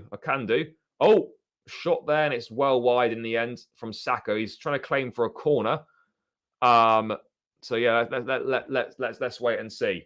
But yeah, guys, we are coming up to half time now. Well, it's just under 10 minutes. Saka cutting in. Yeah, that shot's well wide in the end. Can't get enough round it. Yeah, Cover's been decent. He's been solid. It's not been spectacular, but he's been tidy. Basically, like everything that you would expect from Kovacic, for sure. Bro, I don't know what game you're watching, but you absolutely aren't outplaying City. You've had one good chance through Havertz, and City have absolutely dominated this game. So yeah, let's see. But yeah, just under 10 minutes now until half time, guys. Jacob, big up, my guy. Thank you for tuning in. Appreciate it. Guys, still only on 44 likes. Let's get this to 50 likes, guys. Smash a like. Make sure you smash the likes, people, and subscribe to the channel as well if you haven't done so already, guys. That I would really appreciate that, and it does make a big difference, people. But yeah, so far from what I've seen, Yeah, you haven't been the better side. You haven't been the better side. No, I did last season. Did something with Lee. Did a collab with Lee Judges. So yeah, hopefully try and get him back on again this season for when we play Arsenal. Um, so yeah, um, yeah, yeah, for sure. I mean, expressions would be great. I can try and sort that out, but that'd probably be quite difficult. I can certainly try, but yeah, I've done stuff with Lee Judges from AFTV. So there's again this season some big things coming. Let's try and work some. Let's try and They'll try and get some big things sorted. Yeah, City do tend to start them slow. There will be a lot of cards, but hopefully it'll stamp it out as well. I need to change the banner and the picture because me and my mate started it right at the beginning, but it's now me that does it. So I need to swap. I need to swap the pictures and stuff. Uh, this man must be trolling. Havertz has done absolutely shit all apart from one shot. He's done absolutely nothing. But yeah, mate, I don't know what mate, I don't know what game of football you're watching. Oh, I really don't. But City have been miles better. Arsenal have come into it a little bit more towards the end of the half, but yeah, they absolutely have not played anywhere near as well as City. They are coming into it a bit more. Yeah, I need to get it changed though because it's just me, and I've changed the channel name as well. Yeah, I don't know if they do it on purpose or they just actually believe in their own hype. It is kind of mad. They have City have been miles better. They have. That's not an exaggeration. They've been better, comfortably better. In my opinion, they have been comfortably better. Arsenal edge of the box. Odegaard back to Thomas Partey, past Alvarez, plays it out to Timber. Timber out to Martinelli. Back to Timber again. Yeah, Arsenal trying to build something from the back, but not an awful lot going on. But yeah, this is not the best game of football so far. Very few clear-cut chances. You'd probably say Arsenal have had the best chance of the game. That's for sure. But what else have we got going on here? Yeah, more than likely. Arsenal have not won any trophies for the last 19 years. But yeah, anyway, 5 minutes until the break, guys. Arsenal 0, Manchester City 0 in the Community Shield. Not an awful lot is going on. So Havertz with another chance there. It's saved by Ortega, and it's another miss for Havertz. Probably should be doing better there. Kovacic brings the ball away. That's a great ball. It's a foot race now between Erling Haaland and Saliba over on this left-hand side. Haaland picks the ball up. And City look to build again. This guy over Memento Newcastle signed. Yeah, he did. We sold him because we sold him for about 4 million. No, a bit more. Yeah, I think we sold him for around. I don't know how much we sold him for, but yeah, he's a talented boy. But he wanted to play, and he wasn't going to play in front of Reece James. So yeah, we sold him to Southampton. Rodri edge of the box. We're going to get about 13 to 15 million pounds from that deal. So yeah, the fat sell-on clause in there has been massive.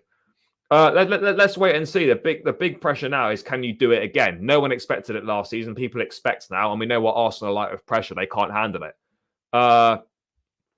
So yeah, guys, 5 minutes until the break. Not, as I said, yes, this has not been the greatest game. This has not been the greatest game at all. But Saka out on that far side. Yeah, this has not been an exciting. Chelsea versus Fulham in pre-season was better than this game so far. This has been quite a tough watch, to put it mildly. This has been a tough watch, people. It's been a tough watch. But this is what you expect with these kind of games when the season still is building up to begin. They're not going to be the best games of football, that's for sure. But Timber getting away from Bernardo Silva there. But yeah, anyway, 3 minutes until the break, guys. 3 minutes until half time. So yeah, let's see what is going to happen on that front. Long ball forward, and Ortega comes and collects that one comfortably, guys. What else we got going here? Yeah, guys, you know what to do. Keep smashing the likes. Let's get this. I mean, 100 likes could be a push today, given the relatively low numbers that are tuning in. But 45 likes, guys. Let's try and get to at least 50 likes, people. Let's get to the halfway stage at least. 5 more likes. There's definitely 5 of you in here that haven't smashed the like button. So please hover over that thumb, give it a click. It does massively help out, guys. Let's get these likes up to the 50 like mark, people. Let's get there. Come on, guys. Let's get halfway and then let's see what the second half has got in store for us. Bernardo Silva trying to get past Timber. Bernardo Silva has got past Timber there. Picks the ball up. Back to Walker. Stones. And it's all the way back to Ortega, who comes up to halfway between the halfway line and the box. Is he going to knock that long or is he just going to knock that short? Yeah, he just plays that short to Rodri. I don't think we can expect too much from this game, but I'm just glad football is back. I'm one of those who watches as many games as possible. Yeah, for sure. Let me just go back. Glad it's back. Rodri going for a chip there. Oh my God, Rodri's almost scored there. That is unbelievable. He spotted Ramsdale off his line, and it's just landed on the roof of the net. That was very, very close from Rodri there. Very close. If that's a couple of inches lower, that is a goal. Oh, Ramsdale almost embarrassed there. Almost embarrassed there. Yeah, Cover's been good. He's been good. It's another chance for Havertz where he should do better, but you know that's what we expect from Kai Havertz. But yeah, massive. That's big from Rodri there.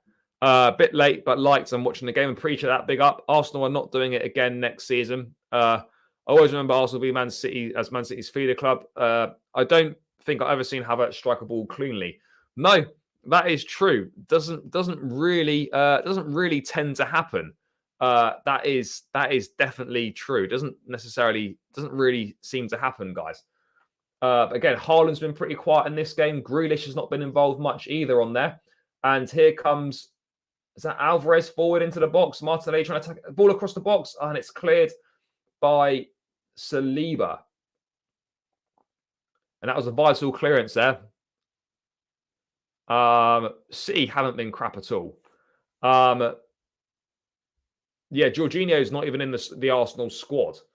Make of that what you will. But Jorginho is not in the Arsenal squad, guys. Yeah, Mike, you can say that again. The game has been disappointing so far. Ball with Grealish. Great pass there. Alvarez, is that going to go out for a corner? No, it doesn't. Saliba clears his lines.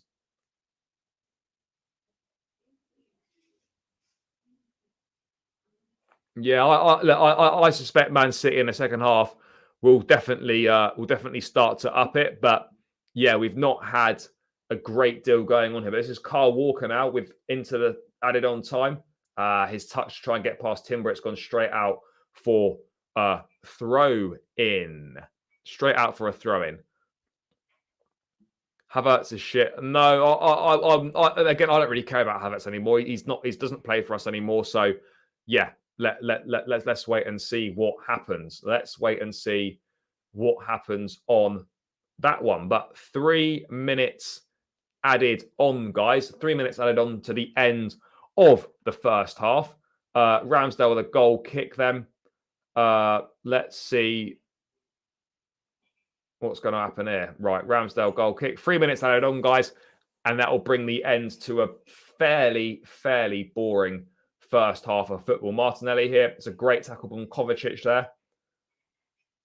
And yeah, Odegaard on the ball. Man City pressing high still. Saliba. Oh, is there a problem here? No problem there. Haaland hunting. But yeah, not an awful lot is going on at this point in time. Ramsdale clears his lines. There's 2 minutes, just under 2 minutes of the added 3 minutes left. Arteta very animated on the sidelines there. I would have to say that Man City have had the better of the first half for sure. Arsenal have had a couple of clear-cut chances, but City, for me, have been the better team. But Arsenal have defended well. Timber has looked good as well, but I don't think we're really getting too much of a signal as to how good these two teams are. I don't think we're seeing anything from Man City that we don't know about, and we're not really seeing anything from Arsenal to suggest that they're going to be able to follow up what they did last season at this point in time. But yeah, no, yeah, final minute of the 3 added on. Is that Havertz dispossessed there? No, not quite. But there's a few Arsenal. City have been better. Like City have been the better team. Like I don't understand how anyone can argue that City have not been the better side in this first half. They absolutely have. Kyle Walker coming forward. City looking to try and get a goal right at the end of the first half. Stones finds Kovacic. Kovacic driving towards the edge of the box. It's Kovacic into the box. Kova still going. And that's a corner. That's a good driving run from Kova into the box. They just couldn't seem to get a shot off. But is that gone behind for a corner or is that a goal kick? Looks like it might be a goal kick. But yeah, a foraging run from Kova there, beating quite a few players, but just couldn't get his shot off. And I think that has gone behind for a... Yeah, that's behind for a goal kick to Arsenal. And that will probably see out the first half, people. Ramsdale's goal kick will definitely take us to half-time. That is half-time, people. Arsenal 0, Man City 0. Not a great game at Wembley. Arsenal have had 2 big chances through Kai Havertz. They probably had the better of the chances, people. But yeah, that is half-time. It's Arsenal 0, Man City 0 at Wembley in the Community Shield, people.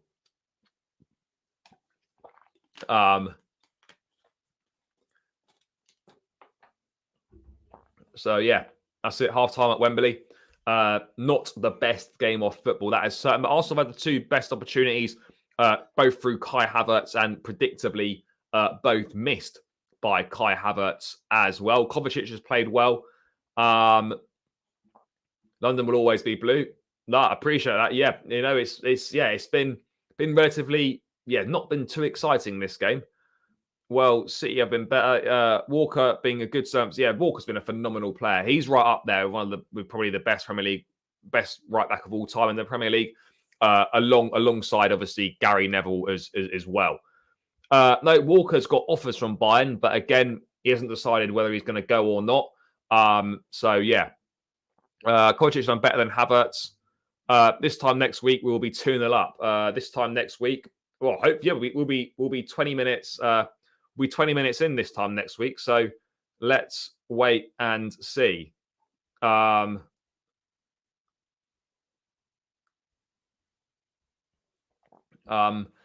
yeah, I mean, mate, I'll take being 1 goal up. I would just take not losing this time next week. That would be a huge plus. Just not losing at this point next week, given what we've seen so far, people. But yeah, we're 0-0 half time. Arsenal with the better opportunities, but I think City have been the better side.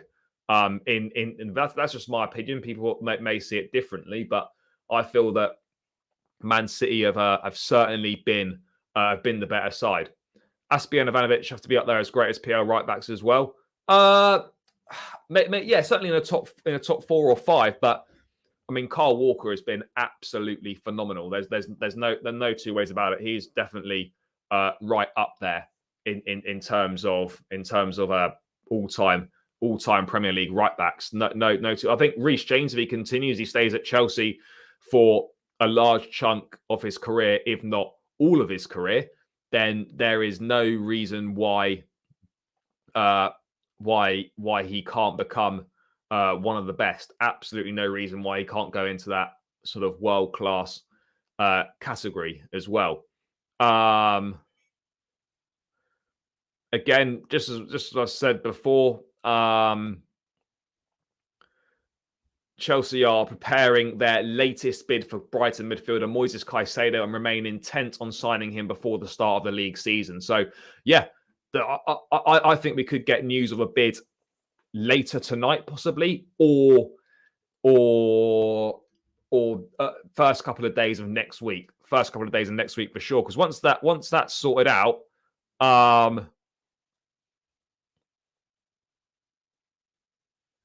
so yeah, I think it's I think once that's sorted out, the deal will be done very quickly because personal terms certainly aren't a problem whatsoever. They're really not. Guys, with one like from 50 likes. This one of you in here needs to smash that like button, guys, to get it up to 50. There's only 21 of us in here, which is not great, but I appreciate each and every single one of you that is tuned in for this one. Please do hit, one of you needs to hit the like button, guys, to get us to 50. There's surely one of you. Yep, there we are. 50 likes, people. There we are. 50 likes. We've got the second half to try and get another 50, guys. 100 likes are going to be tough on this one. It is going to be tough. No two ways about it. But you know, it's a challenge. Let's see if we can do it. Liverpool short in midfield as much as we are. Yeah, no, they absolutely are. I was going to ask, why do you think there isn't many one club career players anymore? I think the game's changed. Money potentially as well, wanting to try different challenges. Yeah, absolutely. Don't give Jackson a number 9 shirt. City going to pump it up second half, and with Haaland, yeah, maybe. I still think City win. Yeah, Thiago will struggle by himself. Yeah, potentially. I thought I had already. No, it's all good, brother. All good. Thiago, Liverpool's midfielder. I mean, yeah, no, he will. Yeah, no, I mean, he's quite injury prone as well. So yeah, Liverpool need to get a few midfielders signed as well. So Liverpool and Chelsea could be interesting battle in midfield if no midfielders come in. I think Reece James should be captain because he cares about the club. Yeah, I mean, look, to be honest, I'm happy with Reece James or Thiago Silva being captain. I don't have. I've got no issues with either one of them being captain. But yeah, in terms of that, I mean, Chelsea wanting to get this Caicedo deal wrapped up before the season starts, which should be massive. So we are gonna have to wait and see on this one, guys. But yeah, look, just trying to look if there's any more news on that. Ben Jacobs saying that there are still counterclaims, even after Brighton's explanation, that Caicedo didn't want to play in the game. He's not injured and wants to move to Chelsea as soon as possible. And I think that makes sense. The fact that we've got a director coming out at Brighton commenting on an injury situation, I think that makes perfect sense. I think it's obvious. You don't get directors coming out and commenting on injuries. If it's just a regular run of the mill injury, you don't get directors coming out and commenting on that sort of stuff. If things aren't happening, it doesn't make sense at all. And I wouldn't be surprised if this is Caicedo starting to stamp his authority and really try to start and force this move. I think that's a distinct possibility there, and I wouldn't be surprised if he didn't fancy playing in this game either. Yeah, Emma Hayes is a massive legend for sure. How do I enter the giveaway? It'll be the same as the shirt one. There'll be a giveaway stream, and at the end of it, there will be a random draw on the screen for someone to win a shirt. Yes, big up, my guy. I do think we're gonna. Yeah, I think we absolutely are. Yeah, no, it is what it is now. I mean, I've forgotten about him, but yeah, I thought he could have been. Yeah, it will be Silva's last season. There's no sentiment in football, so it is what it is. I'll trust Pochettino to pick the right person, and ultimately, I think he will do so. I'm happy with either one. Brighton are just playing games. I think he's all but a Chelsea player. Yeah, I agree. I think this next bid will be the one. So yeah, I did say that. I did see that. I think it is starting to. It's definitely starting to get closer now, people. It is starting to get closer. There's no two ways about it. This deal's getting closer. And I think this development today of him missing the game for whatever reason it is. There's several reasons floating out there. Yeah, look, I think it's stepping closer and closer, people. I really do think it is. It's definitely stepping closer, guys. So yeah, it's exciting times, people. Moises Caicedo, I think next week we could have some big business on that one. Maybe Monday or Tuesday. Yeah, I think certainly Monday or Tuesday is definitely going to be the moment where we do get some sort of major news on that front. My gut feeling is something is happening. I've always maintained and always said that we are going to get Caicedo, but I just haven't really known when. And yeah, it appears we are certainly stepping closer and closer at this point in time. It's interesting to say that there's some counter sources arguing that Caicedo just didn't actually want to play in this game, which I can certainly see that being the case as well. Let's wait and see. Let's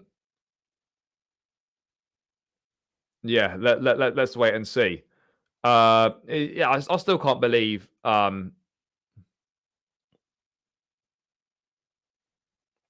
Roy Keane on Kai Havertz at halftime saying he's not quite clinical enough. He's not a natural goal scorer. Roy, we know. Tell us something that we don't know. Great player. He absolutely battered Chalobah at Stamford Bridge when we lost 2-1 to them last season. He absolutely cooked him. Mitoma's a top player. I think he's another one that maybe if he has another very good season this season, he's going to be the next one that comes off the rank in terms of players that Brighton are going to be selling. I think next summer if Mitoma has a really good season, then he's going to be the next one that you see that you're like, right, okay, yeah, sure. This is the next one that Brighton are going to have to end up selling. I do massively rate him, yeah. Do you think England will win? Possibly, yeah. It's certainly opened up with the US going out, with some big teams going out. But yeah, it's all to play for. They've certainly got a chance. Brighton just want to punish us in this way. Yeah, maybe they do. But yeah, things are certainly happening. I know Havertz can probably play Premier League, but he's not going to score you that many goals. You'll be lucky if you get 10 league goals from Kai Havertz. And that really is saying something. You'd be very lucky to get 10 league goals from Havertz. You really would. But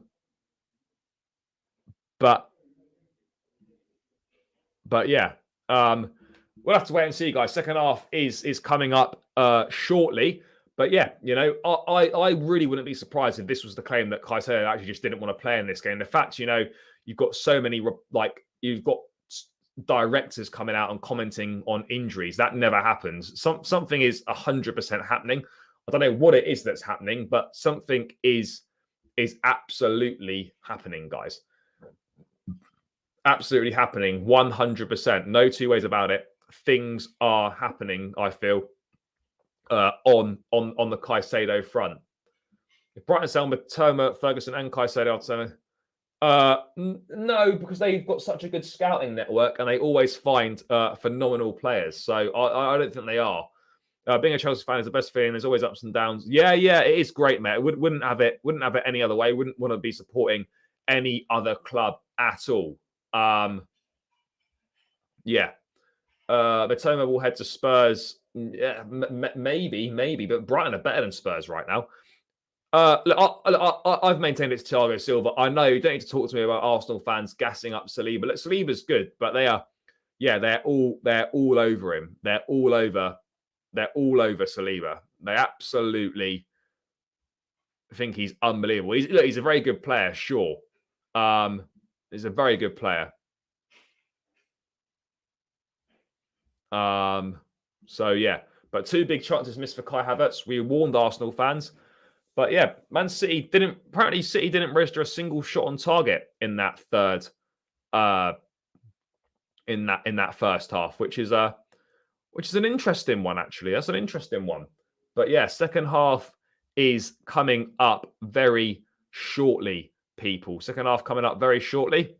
Let's hope for some goals. We could even end up going to a penalty shootout, people. Who knows? Who knows if we're going to go to a penalty shootout or not in this one? But you have a feeling it might be a lot more exciting than the game itself. But yeah, no other real Chelsea news other than that. I'm just glad that I don't have to be concerned about a Kai Havertz misses. Don't matter to me anymore. I feel Ruben Diaz is good as well. Brighton surely won't want to go into the season with this over them. No, I don't think they will. I don't think they will. The thing with Arsenal is the overhyped every signing they get in. Yeah, they do. I mean, Rice has not done an awful lot in this game, in all fairness. I think Rice is a top player, but he certainly hasn't done very much at all. That's one thing that is massively clear. He hasn't done an awful lot either.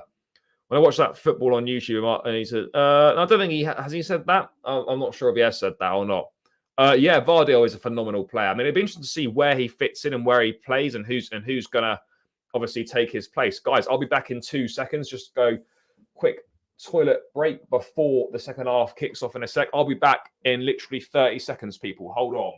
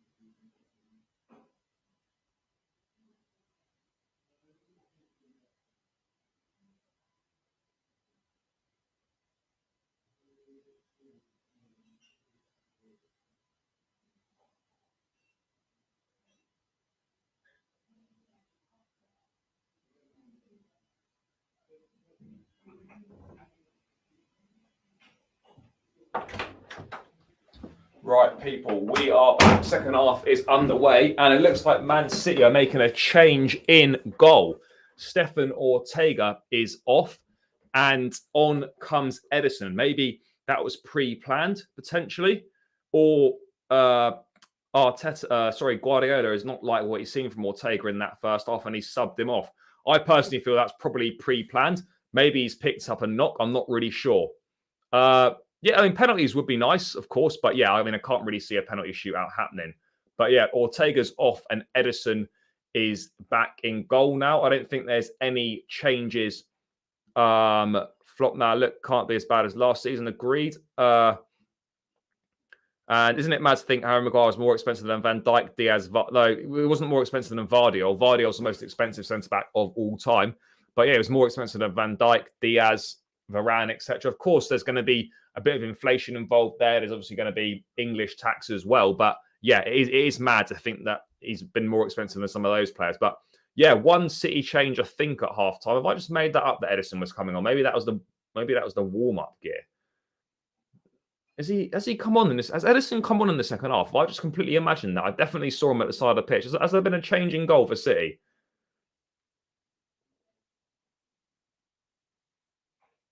Has there been a change in goal? No, it was 100 million. It was no Vardy. I think was more. I think he was more.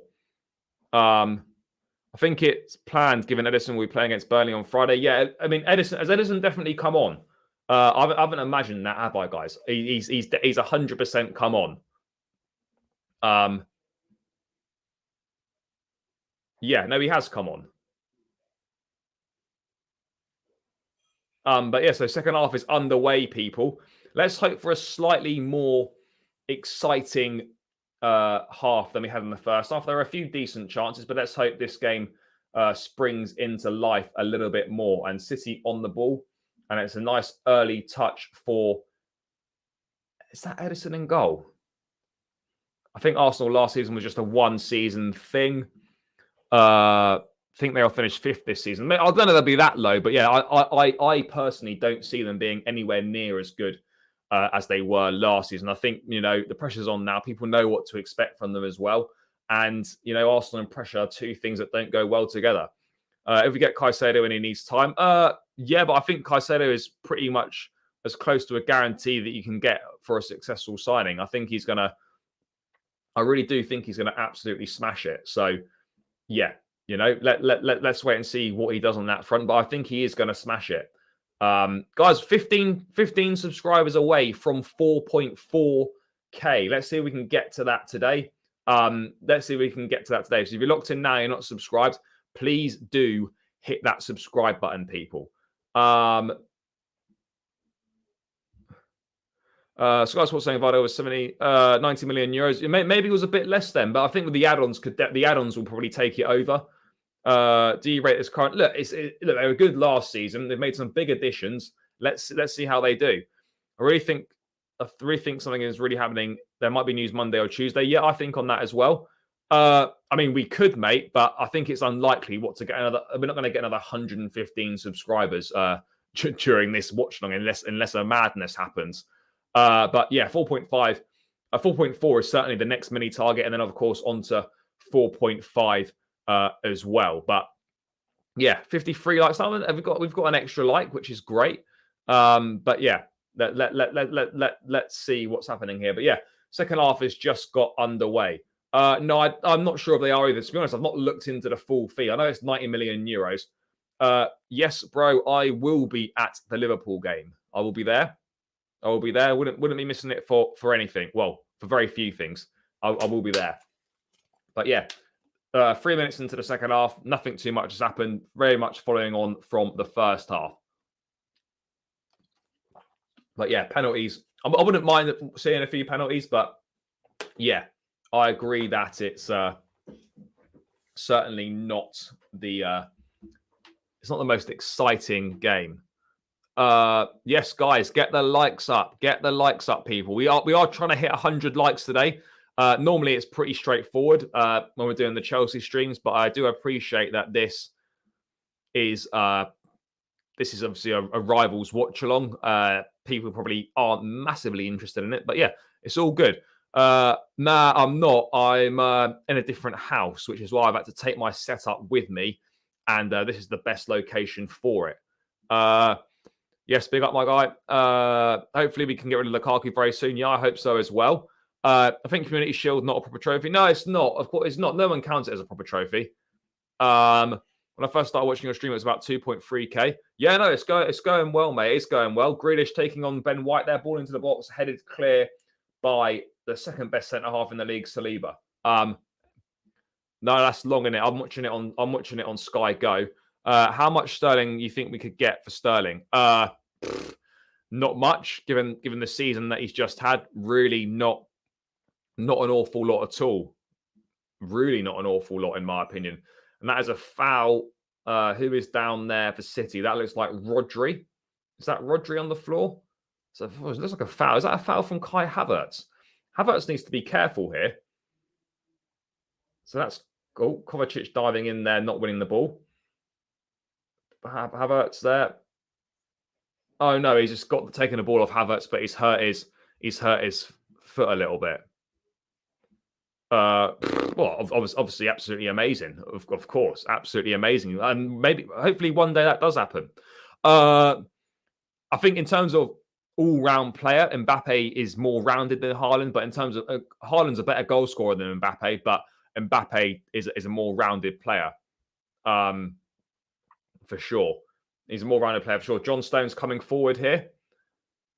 Trying to put some impetus into a City attack. He loses the ball to Declan Rice, but Rice's pass is behind, I think, Martinelli, and that attack breaks down. Kovacic finds Alvarez out to Bernardo, finds Kyle Walker on the overlap. Walker, ball into the box. It's just cut out by Timber there, and it's behind for a corner.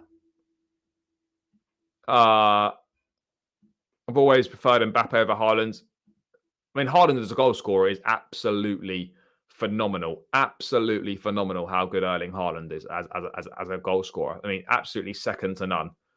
Right, corner's going to come in then. Is this going to be Grealish to whip this one in, or is it going to be Bernardo? Who is whipping this corner in? It's corner to Man City, just over 5 minutes into the second half. It's whipped in by Bernardo.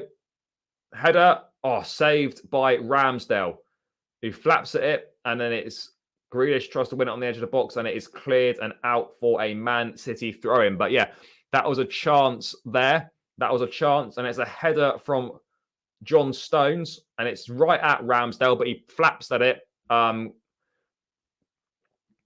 No, I appreciate that, bro. I appreciate that. Yeah, long may it continue. I'm hoping for the same. I'm hoping for the same. Guys, keep getting the likes up there. Only 53 likes. Let's see if we can get more people. Let's see if we can get more. I want Haaland. Well, yeah, we all do. The only thing entertaining me is your stream, right? Yeah, it is boring so far. That's Odegaard down with a bit of a knock. Is he? I don't know what's going on there. He's getting some tape out. I don't know if he's putting more tape around his socks. But yeah, Arteta having a word with his side there. Do I rate Ramsdale? I do like Ramsdale. I mean, is he better than... I think he's probably maybe slightly better than Pickford, but it's a tricky one. There's not an awful lot in it, but I do rate Ramsdale. But it'd be interesting to see what happens when David Raya, if he does join Arsenal, what does happen to Ramsdale at that point. Pep also talking to his side. I don't know if this is a scheduled timeout or not. I can't imagine it is a scheduled timeout, but yeah, obviously Odegaard down with a slight knock or whatever it is. He's getting bandaged up. It would appear, and now he's off to the side, and things can get back underway. So let's wait and see at that point. Let's wait and see. But yeah, nothing else. Oh, mate, Harry Maguire's been booed by United fans. He's made another Maguire's made another mistake that's led to a goal. That guy needs to go. He is an absolute clown at this point in time. Absolute clown. Right, Ben Jacobs has added something else now about Caicedo. Ultimately, despite the different narratives, and Brighton have gone on record, let's not forget, situation remains that Chelsea must now go above 80 million, and Brighton argue considerably above to get Caicedo. It might seem like it's dragging on and even getting acrimonious, but the clubs do actually have a good relationship. So that is fair enough. Yeah, absolutely. Absolutely. If I had to pick a number one keeper this season, I'll probably start with Kepa, but Sanchez for sure has got the quality to usurp him. To usurp him as a number one. I think he could well do it at some point in this season as well. Erling Haaland doesn't need to do a lot during games. Yeah, exactly that. Yes. Yeah, Colwell should be starting Colwell in the Euros next summer. No two ways about it. Maguire can't be anywhere near that England team. Kepa will start the season. Yeah, that's exactly what I think. Not massively. We're only 54 minutes in. Yeah, I think £90 million will probably get the deal done, in my opinion, guys. So, yeah, we're going to wait and see. We're going to wait and see. I mean, I'll be honest, Timber... I mean, I don't be banter about Kai Havertz, but Timber looks a really good pickup. United tried to get him last summer, but they ended up getting Lisandro Martinez instead. But Timber looks a really good player. Comfortable at right back, comfortable at centre half. Sorry, comfortable at left back, comfortable at centre half. A real good player. This is Rice getting forward here. Rice to Martinelli. Arsenal trying to build some sort of attack here, but nothing much is happening. Nothing much is happening at this point, guys. We're 55 minutes in. No real chances 10 minutes into the second half. Not an awful lot is happening. City do seem to be missing a bit of spark in the final third. How long will it be until we see De Bruyne or Phil Foden to provide that? How many more goals do you think Jackson will score this? Look, for me, if I'm going to take a guess at a Premier League goal total for Jackson, if he can get sort of 10 to 12 Premier League goals, I think that's a very good season. If Southgate picks Maguire, absolutely. Mbappe over Haaland. Again, it depends what you're looking for. Mbappe is more rounded, but Haaland will get you more goals. So yeah, it's a tricky one. It is a tricky one for sure, people. No two ways about it. It's a difficult one to decide upon. It is a difficult one to decide upon, but yeah, let's wait and see what does happen, how it goes. But yeah, I think he can do well. Isn't it mad to think basically Haaland versus Mbappe? Yeah, it absolutely is. No, they may well not do. I mean, eventually at some point people will, because records don't last forever. But yeah, their goal scoring records are absolutely phenomenal. It's ridiculous, really, when you think about it. Not looking forward to Goodison Park long ball football. Goodison Park, that's quite a while there. And then Haaland, and yeah, Grealish didn't last long. No, Grealish 57 minutes. I think that was really part of the plan anyway. But yeah, Grealish off. And Phil Foden is coming on for Grealish. Just as I was saying, City look like they're lacking a bit of impetus and cutting edge in the final third. Here comes Phil Foden onto the pitch. Let's see if he can inject some life into Man City in the final third, because they've not really had much on offer in the last third. They have been lacking a little bit. I think it's fair to say. So let's see if Phil Foden can provide that spark and add something different for Manchester City. Let's wait and see. I don't know. He's maybe just so invested in it, but yeah, he does seem very hot-headed. He absolutely loves it. He is mad for it. So yeah, let's wait and see on that front. Let's wait and see what happens. But yeah, I agree on this front. Is this a foul here? Someone's down. It is a foul. And it is... No, it's not really a foul. It's Saka who's just seemingly run over Diaz. Oh, Diaz does catch him a little bit late there, but the ball's already gone. Do you think Newcastle will use the money? Yeah, Newcastle probably will bring in a few more signings, but I like the business Newcastle have done in this window. I think it's good. It's a free kick to Arsenal. They're going to play it short, or they're going to whip it into the box. It looks like Odegaard... Nope. Is that Odegaard? Nope. It looks like Martinelli's come over to whip this ball into the box. Let's see what happens. Let's see what happens with this one. But Martinelli, edge of the box. Let's see what he can do. Let's see what he can do. So Martinelli about to whip this ball in on the hour mark.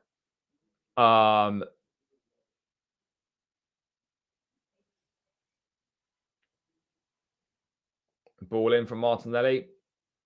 No, it's missed everyone, and that is going to go out for a throw-in. It's over the top of everyone. What do you mean? He's the official manager of all teams. He's not managing every country I don't understand what you mean by that. I know none of us follow Newcastle, but where do you think, if anywhere, they need a top player? I think they need a centre-back still. As well as Cher did last season, they can definitely upgrade in that position for sure. Someone like a top-class partner alongside Sven Botman. I think that's definitely an area they need to look. They need to look to improve. Absolutely, they need to look to improve there. If Reece James had no injuries, he'd be the best right. I still think he's the best right back in the world at this point in time. I mean, Kyle Walker's obviously phenomenal as well, but yeah, Reece James is absolutely he's right up there, guys. He is right up there. 100% he's right up there.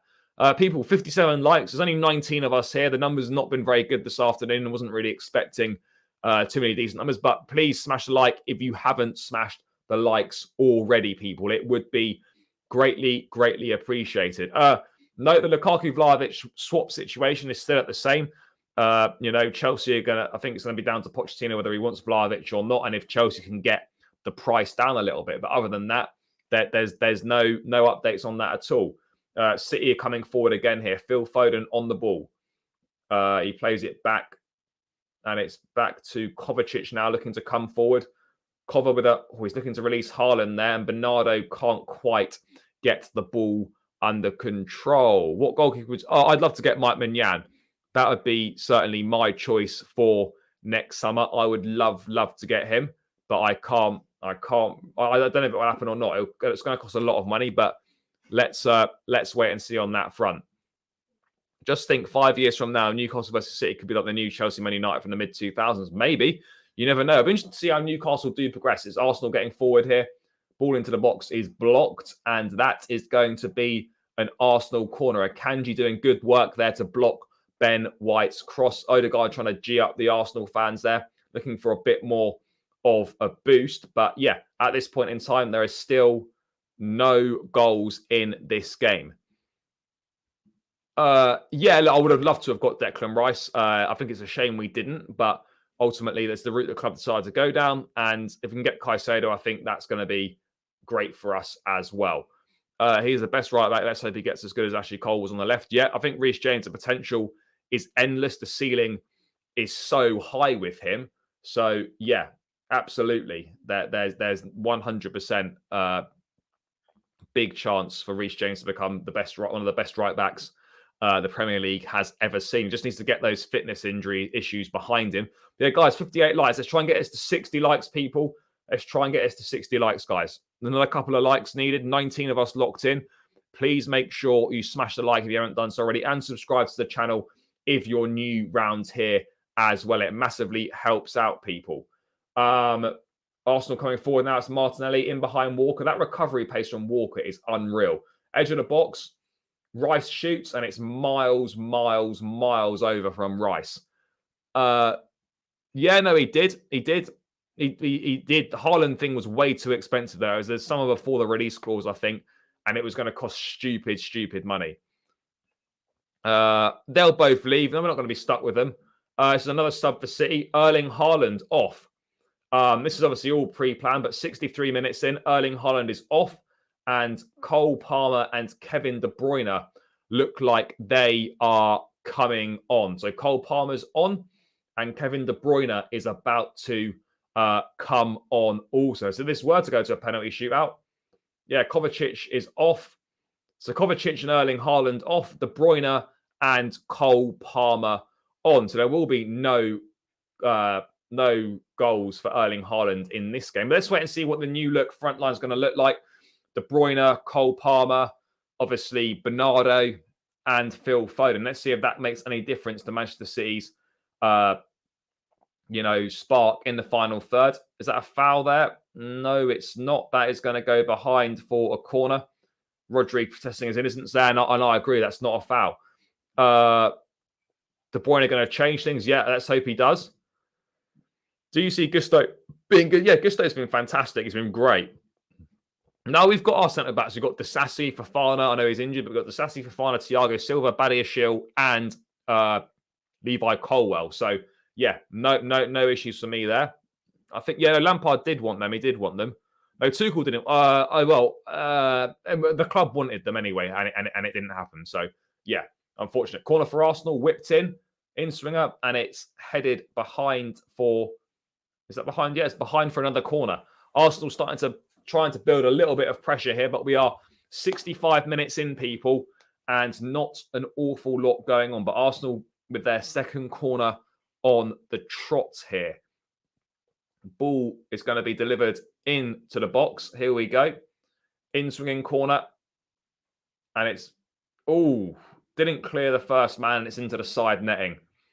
So yeah, not great. Not great. And what's going on here?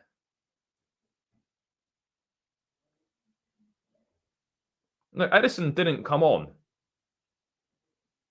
Oh, that's a little bit of a little bit of I don't know what going on there. But no, Edison didn't come on. I thought Edison came on, but he didn't. I must have imagined that, which is a little bit concerning.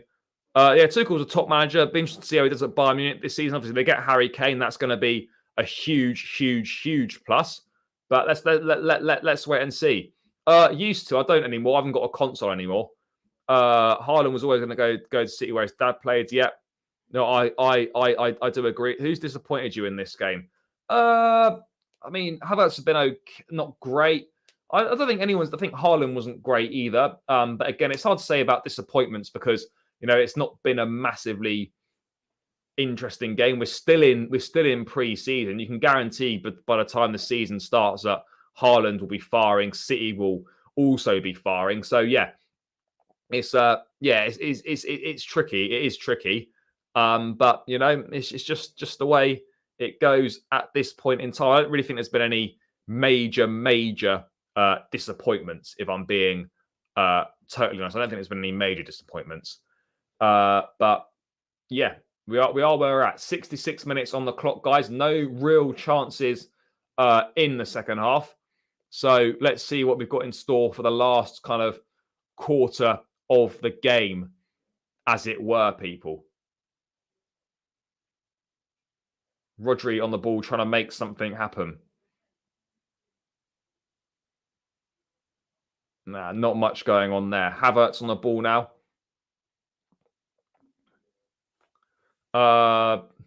Yeah, for Tuchel, sadly, it was a couple of administrative issues, not necessarily based. No, it wasn't based on performance. For sure, I don't think we weren't going to get top four under Tuchel either. Ben White's forward, ball into the box. Oh, and it's cleared. Yeah, I've got confidence in Poch as well. Absolutely. Yeah, United could have signed him. They could have signed him when Ole was there. They could have signed him, but they didn't. They didn't. Arsenal are getting more of the ball now. The game is starting to open up a little bit. I don't know. I think some will be and some probably aren't that bothered because it was 5 years ago that he left Tottenham. So it's not like he's come straight to us and it's fresh. So, yeah, let's wait and see. But yeah, Arsenal are certainly coming a bit more into this game now. They are coming into this game, people. So let's wait and see what happens. Guys, 13 more subscribers to 4.4. Let's see if we can try and knock these off. I don't know how possible it's going to be, but let's try and knock these subscribers off if we can, people. City look, no, they're not looking that interested, are they? I mean, for them, it's just another game, and it's just a pre-season game. Obviously, the Community Shield doesn't really mean an awful lot. As I said at the top of the show, it means a lot more for Arsenal than it does for Man City. Just for Arsenal, I think from a mentality perspective, from proving to themselves that they can actually beat Man City. 2 wins in the last 17 against them with 15 defeats isn't exactly good form, but the 2 wins did come at Wembley. So let's wait and see. Bernardo Silva on the ball here. Odegaard pressing him. Stones has got the ball now out to Kyle Walker. Yeah, absolutely. Of course, absolutely. What would you think of Diego Simeone? I always felt he was pretty underrated. I think he's a great manager. He's done a lot of good things. I mean, that Atletico Madrid side, when he got them to 2 Champions League finals in 3 years, was within seconds of winning them a Champions League trophy. Foden on the ball. It's Foden edge of the box. It's Kyle Walker. It's Walker. It's just deflected over. That wasn't Walker. It was Cole Palmer. My apologies. I think Diego Simeone, very good manager. It's put behind by Timber. Timber has been really, really impressive. That's fair. But Cole Palmer controls it in the box. He shoots, and it goes off Timber's knee and over the bar for a corner. But that's a decent opening there for Man City. 20 minutes left on the clock. And De Bruyne comes out to take the corner. It's a short one to Foden. Are they going to get a ball into the box? It's back to Kyle Walker. Ball into the box there. At the back stick, Diaz trying to find someone, and it's headed behind for another corner. Do you think we are out of the kudos race? No, I don't think we're out of it. No, because Brighton haven't agreed terms with the player in terms of they haven't got convinced Kudos to come yet. They've agreed a fee. Chelsea have got personal terms of Kudos locked in. He would take that move. It just remains to be seen whether we actually want to put a bid in or not. Yeah, Timber does look a huge signing. It looks a big signing. It looks good. I think, are the City going to go short corner again? They are going short corner again. It's De Bruyne short to Foden. Foden whips it in. It's a terrible cross, and it is cleared by Arsenal. I don't know why City have wasted 2 chances to get the ball in the box there and just gone short on both occasions. And on both occasions, it simply hasn't worked out at all. Interesting, that. Very interesting. So let's wait and see on that front. But yeah, guys, 20 minutes to go now. Still no breakthrough in the Community Shield. Penalties could be coming.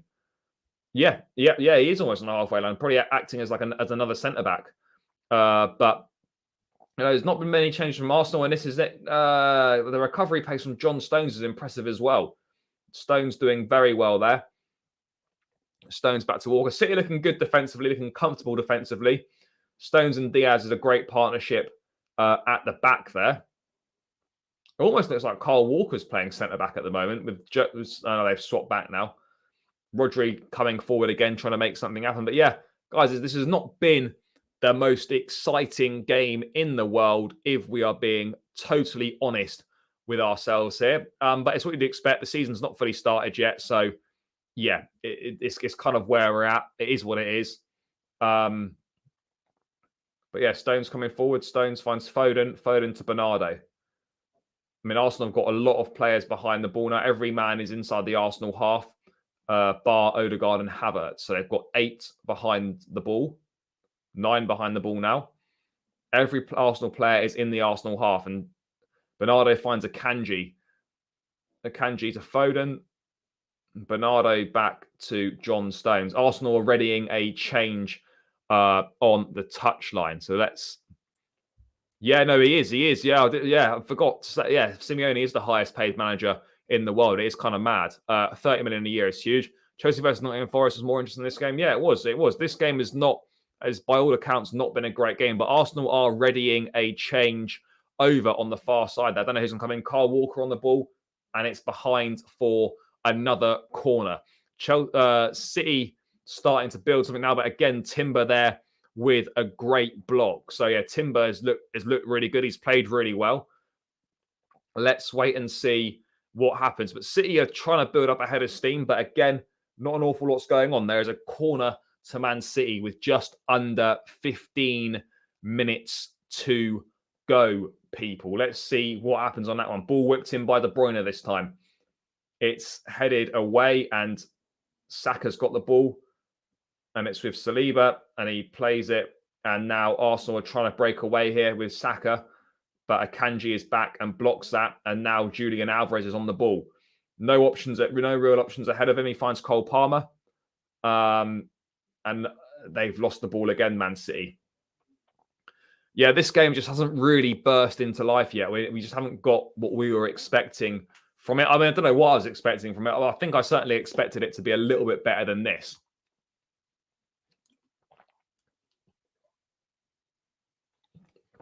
Certainly expected it to be better than this. It's Cole Palmer finds De Bruyne coming towards the edge of the box now. It's a ball in. He was looking for the run of Alvarez there, and it didn't quite get to him. Yeah, City trying to make something happen, but not much is going on. Yeah, I like Julian Alvarez, but again, I don't know how much he's going to play for City this year. Maybe a bit more than he did last year, but yeah, he is a really good player. He's a really good player. And Trossard is on now, and Martinelli off. So Trossard's come on. Martinelli off and Trossard on for Arsenal. Let's see if Trossard can make a little bit of a difference there. See if he can manage to do something that Martinelli wasn't able to do. But yeah, Trossard is on, people. No, Chelsea have been linked with Simeone before under Roman. I always thought he would be a Chelsea manager at some point. Potentially could still be a Chelsea manager at some point, but I just don't know if he's going to leave Atletico Madrid or not. It seems like a bit of a just like that's just where he's going to be. I'm not really sure. And Timber is off as well. Timber's had a phenomenal game. He's been really impressive with him. Tierney's on, so Tierney and Trossard are on for Timber and Gabriel Martinelli. As you know, Arsenal and City look to try and find what you would, in all honesty, expect to be a winning goal. I expect it to be a winning goal at this stage of the game. So yeah, let's see if we can find the goal. Otherwise, we're going to be having a 0-0 game. I think Simeone's sides have played very good football, particularly when they won La Liga, when they made 2 Champions League finals in 3 years. It's never the most pleasing on the eye, but it does certainly get results and has certainly got results as well in the past. So yeah, 76 minutes on the clock. City building forward. It's Ortega at the back. I think I must be slightly behind in the chat because people have said there's been a goal. And it's Foden turning away from Thomas Partey. It's Phil Foden on the run. It's a deflected pass. That De Bruyne heads it down. It's Cole Palmer. Cole Palmer. Oh, that is a phenomenal goal from Cole Palmer. What a goal that is. That's brilliant from Manchester City and Cole Palmer, who sticks that into the corner. And that looks like it could be another L coming Arsenal's way against Man City. That was massive. That is a great goal from Cole Palmer. It's started off with great work on the half turn from Phil Foden. Find out to De Bruyne. He played it out to Cole Palmer, who unleashes a great shot into the far corner. And that you would expect to be the winning goal. That is a brilliant goal. It all comes from Phil Foden turning Thomas Partey, leaving him for dead on the halfway line. That's all good, guys. All good. Yeah, De Bruyne heads it down. That is superb from Cole Palmer. Aaron Ramsdale, absolutely no chance whatsoever. He sends Kieran Tierney to the cleaners. And that is a fantastic, fantastic goal from Cole Palmer. And that looks like it's going to be Man City getting their hands on the Community Shield. Yeah, Tierney all over the place on the floor. As soon as Timber came off, he had that side locked down all game. And Tierney, within seconds, is scrambling on the floor. That's a great finish from Cole Palmer. What a finish. Yeah. There's that goal that we were expecting to come. And yeah, hopefully that means that Man City are out the race for Elise and Cole Palmer is just going to take the Riyad Mahrez place in the squad. That's what I'm hoping for. That's what I'm hoping for. Hopefully now Arteta will make subs. That's a game-winning goal. Arsenal have got to go for it now. Yeah, it's a match-winning goal for sure. Arsenal got 12 minutes now to try and find a winning goal. I don't know if they're going to get one or not. We're going to have to wait and see on that front. But yeah, that's a goal worthy of winning any game. And it's certainly worth the wait, that's for sure. But it looks like it's heading to be 3 wins in 18 against 2 wins in 18 for Arsenal against Man City, which is an absolutely shocking record. It really is. But yeah, here we are, guys. 11 minutes to go plus added time. Looks like a few more subs could potentially be coming on shortly. But yeah, Kai Havertz is there for Arsenal. Yeah, Havertz is there to get the equaliser. I mean, Havertz had a couple of chances first half. Arsenal have looked flat. And I can't really see them creating an awful lot at this point in time, guys. I really can't see them creating too much. But you never know. It only takes one opportunity, and still with 10 minutes to go. Let's wait and see. But Cole Palmer causing issues there. I mean, Timber had that side locked down, and Tierney's just been all over the gaff. Obviously, Partey got absolutely done in midfield. So yeah. Anyway, here we go. Arsenal trying to make something happen. Declan Rice on the ball. He gives it away. Rodri's been immense today. He's been superb. Back to Akanji, to Diaz. Yeah, that Arsenal fan from earlier has disappeared. He knows his team are bottle jobs and not quite up to it. So yeah, that is what it is. I also need to change the score on the banner. So with great satisfaction, change that score on the banner. There we go. Arsenal 0, Man City 1. Final 10 minutes. Declan Rice coming off, and on comes Eddie Nketiah. So Arsenal are going for it now. They're going 2 up top, I suppose. Havertz is going to be up there with Nketiah as well. But this goal from Cole Palmer, again, it's fantastic. What a finish that is. Curls it round Ramsdale. Tierney scrambling on the floor. The more you see it, that Cole Palmer goal is fantastic. It's superb. There's no two ways about it. There's no denying it, guys. That is a sensational goal from Cole Palmer. And it's 1-0 to Man City, and we're in with 9 minutes remaining. City will probably just try and hold out. Maybe they'll get another goal. Who knows? It's a Akanji looking for Bernardo, and it's cleared by Gabriel. But City are certainly looking for that second goal, guys. And Foden can't quite get the return ball from De Bruyne there. Yeah, I almost forgot about changing it. Had to be done. Anything that muds Arsenal is a win in my book. But yeah, City have been good. They've been a better side. Yeah, there'll be a chance for Caicedo when he does come. I don't know what they'll be, but someone will obviously come up with something. That is for sure. Are you going to add some mods to your channel? Yeah, I will do at some point. I know I've said I'm going to work it out, but I haven't worked it out yet. But let's wait and see. Again, oh, it's Alvarez in here. Alvarez has got the ball. Alvarez running past White. Checks back. Foden. Oh, he's just missed it. I think that's saved by Ramsdale. But again, another very good chance for Man City there, and it's poor from Ben White and Gabriel. They both get done. Foden, yeah, it's just come off the underside of Ramsdale and it's just deflected wide. That could have been game, set, and match. Comes off Ramsdale's foot. He doesn't really know anything about it.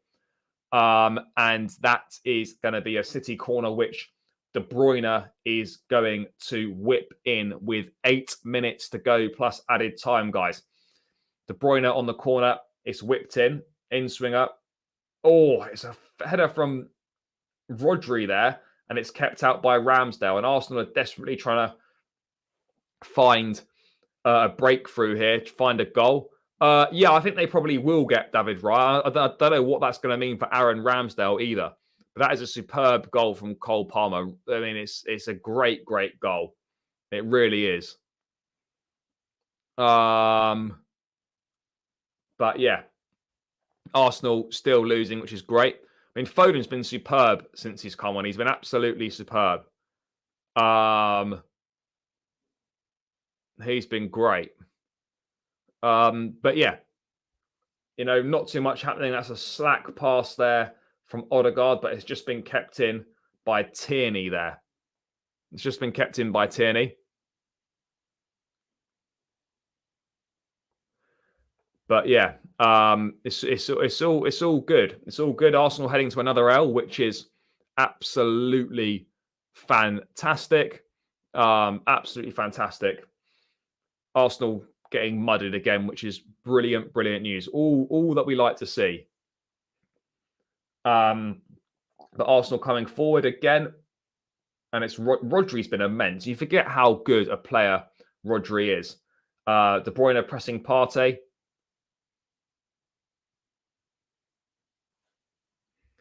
I think just Invincible's so difficult to do. It really is. But a treble's better than going Invincible anyway. So, I think Invincible's hard to do now. But Arsenal had so many draws in that season anyway. And I think, obviously, I'm not discrediting the achievement, but the strength of the Premier League back then was nowhere near what it is now. But yeah, this City side, it'd be interesting to see how good they are this season. But again, we haven't really learned anything new about City. I mean, what have we learned about Arsenal? Timber looks a good player. Havertz is not really a goal scorer. We knew that. And Arsenal are bottle jobs when it comes to playing Man City. They just cannot beat them. So there we are. There we are. But Foden again coming forward inside the final 5 minutes now, people. 5 minutes to go, and that is played off Odegaard for a City throw. And Kevin De Bruyne looks like he will be that guy to get his hands on the Community Shield trophy, people. I mean, that's a great save from Ramsdale there, in fairness. That is a great save. But it looks like De Bruyne will be getting his hands on the Community Shield trophy at some point within the next 5 to 10 minutes. That is for sure. But yeah, City coming forward again. It's John Stones. He finds Cole Palmer, score of the goal. Palmer turns Tierney, and it is out for an Arsenal throw somehow. Not quite sure how that has happened. But there we go. There we go.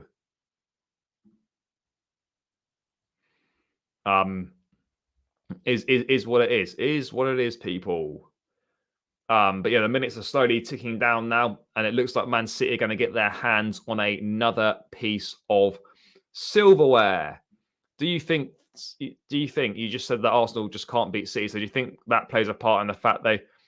Yeah, absolutely, absolutely. When you've got a record like that, and you've got 2 wins in 17 against a side, and that definitely plays on your mind, and you start to doubt yourself whether you can do it. 100%, I think that affects them mentally going into a game against Man City because they've lost so many times against this side. So yeah, absolutely, I feel that is for sure a possibility. Arsenal have another double change coming up. Another double change coming up for the final, what will be 3-4 minutes, really 5 minutes with added time factored in. There'll probably be a little bit of that given all the subs that have taken place. Guys, let's try and get a few more likes. Let's try and get to 70 likes if we can, people. 8 more likes. There's only 13 of us here now. I've enjoyed this watch along, even though it's not gone as well numbers-wise or viewings-wise as I was expecting. Emil Smith-Rowe is now on. Havertz off. It's not going to be a winning competitive debut for Kai Havertz. Fabio Vieira is also on as well. So, yeah, people, if you're in here and you've not subscribed or smashed the like button, please do. We're not going to hit 100 likes on this stream, but, you know, it is what it is. Not a total disaster. It would have been nice to do so, but, again, knew that was always going to be a big ask when it's not a Chelsea-related stream. But yeah, Gabriel is off and Havertz is off. Smith-Rowe and Fabio Vieira are on, guys. So yeah, final 2.5 minutes now, guys, of the 90. Yeah, it feels so long, but then it also at the same time, it feels like it's gone really quickly as well. We've now just got one more week to go of that break. But yeah, I know what you mean. It feels long. Smash the likes because Arsenal lost at least. Yeah, exactly, guys. Smash the likes. If you like Arsenal losing, you need to hit the like and you need to subscribe. No two ways about it. Oh, Trossard getting a little bit annoyed with Cole Palmer down in the corner there. Well, I will do it some. If I'm not at any, I'm going to be at a lot of the games, so I probably won't be doing any watch-alongs. But if I'm not at a game, then absolutely I will do them. Like we used to bully Arsenal every single season when Drogba was here. Yep, that is very, very true. That did used to always happen. I'm very eager. Yeah, mate. The vlogs will be coming starting next Sunday. And obviously fan cams will be there as well. So yeah, that is going to be all good fun. Plenty of content to come throughout the season, guys. Don't you worry about that. Don't you worry about that, people. But yeah, we're now into the final minute, people, of the 90. And it looks like Cole Palmer's goal is going to get City their hands on the Community Shield. And that'll be a 4th trophy in total that they are in hold of at the same time. That'll be 4 down, 2 to go with champions, with European Super Cup and Club World Cup to potentially follow. No, I'm not, but I get to a lot of the games, which is obviously a privilege, and I'm lucky to do so. But yeah, guys, we're in the final minute of the 90 now.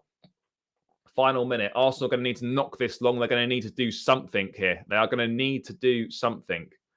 They absolutely are. Saka on the ball here. Plays it in. The 6-0 win against Arsenal will always be there. That was Wenger's 1000th game in charge, the 6-0 against Arsenal. But yeah, guys, not an awful lot is going on here at the moment. I don't really think we've learned much that we didn't know. Arsenal looks okay at times. Timber, as I said, looks a top signing. Havertz, not really a goal scorer. City, just what they are. Might not always be in the game at times, but they've always got that someone that can pull something out, pull some magic out the hat. And it's exactly what Cole Palmer has done. So yeah, into added time now. I don't know how many minutes are added on. 8 minutes are added on. Oh, we're not quite finished then, people. There's 8 minutes to go on this one. That is a lot of added time. That is a lot of added time. Wasn't that the game Hazard dribble past? Yeah, it absolutely was. It was indeed. He scored a phenomenal goal. About 8 minutes of added time. Must be injuries, all those subs as well. They did say we are going to start seeing quite a lot of added time, particularly at the end of games. So Arsenal might not be totally out of this one just yet, guys. They could well still be in it, people. They could well still be in it, guys. So yeah, Arsenal with a chance to try and salvage something. Cole Palmer has been given man of the match. No surprises there. It's came when he's made an impact and he scored a banging goal. So yeah, absolutely, that's what you expect him to be named that, because no one else had really done anything of any note. Nketiah's on the ball here. Nketiah up against John Stones. Akanji coming back to try and contain him. Back to Odegaard. Out to Tierney, who finds Smith Rowe. Arsenal trying to find something in added time at the end of the 90, of which there's 8 minutes. It's Smith Rowe back to Thomas Partey. No extra time in the Community Shield. It goes straight to penalties. I'd give anything to see a prime Hazard in our lineup again. Yeah, it's mad. It won't happen again, but we got to see it, and that's the most important thing. And those memories will never be taken away from us, guys. Those memories will never be taken away from us. They absolutely won't be. So that we can certainly enjoy those memories and keep them. So yeah. Ball into the box. Oh, someone's down there. Who's down? Is that a clash of heads in the box? So that's Kyle Walker down. And that looks like it could potentially be Nketiah down as well. Yep, looks like he's headed the back of his head. And that's Thomas Partey and Kyle Walker. Clash of heads. Walker, both players still down. Physio's now coming on. So I mean, yeah, obviously they'll be going through the usual concussion protocol there as well.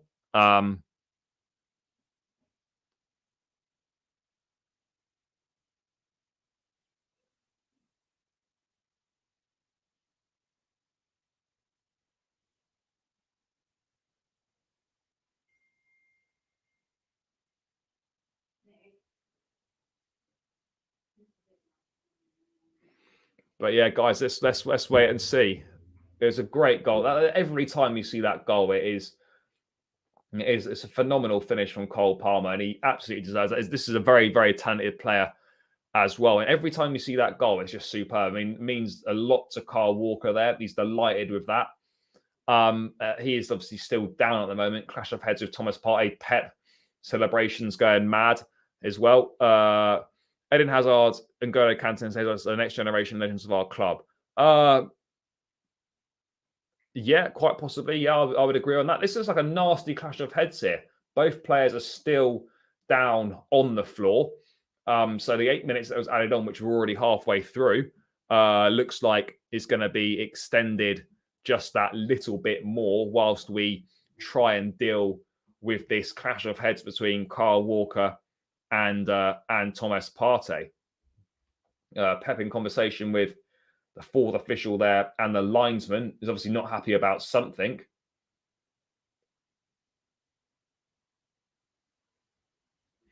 Obviously not happy about something. I don't know what it is, but yeah, this is where we are at right now, people. This is where we're at. Kyle Walker, bandaged head, must have had a cut on the back of his head, but he's now sitting up, getting the headband. Thomas Partey getting bandage around his head as well. So it obviously seems they're fine, no concussion or anything like that. I'm sure that'll be checked after the game, but they're getting bandaged up. And hopefully this game will get back underway shortly, and we will have the conclusion of the Community Shield, people, coming imminently. That is what we are looking for. That is what we are hoping for in the next few minutes. That the players will be bandaged up, the game will get underway, and we're going to have to add. There is no more breaking news at the moment. There's none at this point in time. I think the big stuff was that. Yeah, there's nothing. There's nothing really. There's nothing happening. There's nothing happening in terms of any breaking news for Chelsea. But yeah, it is what it is. But yeah, Walker and Partey are now both on their feet, both with bandages round their head. And now this game can get underway and we can get the conclusion of it.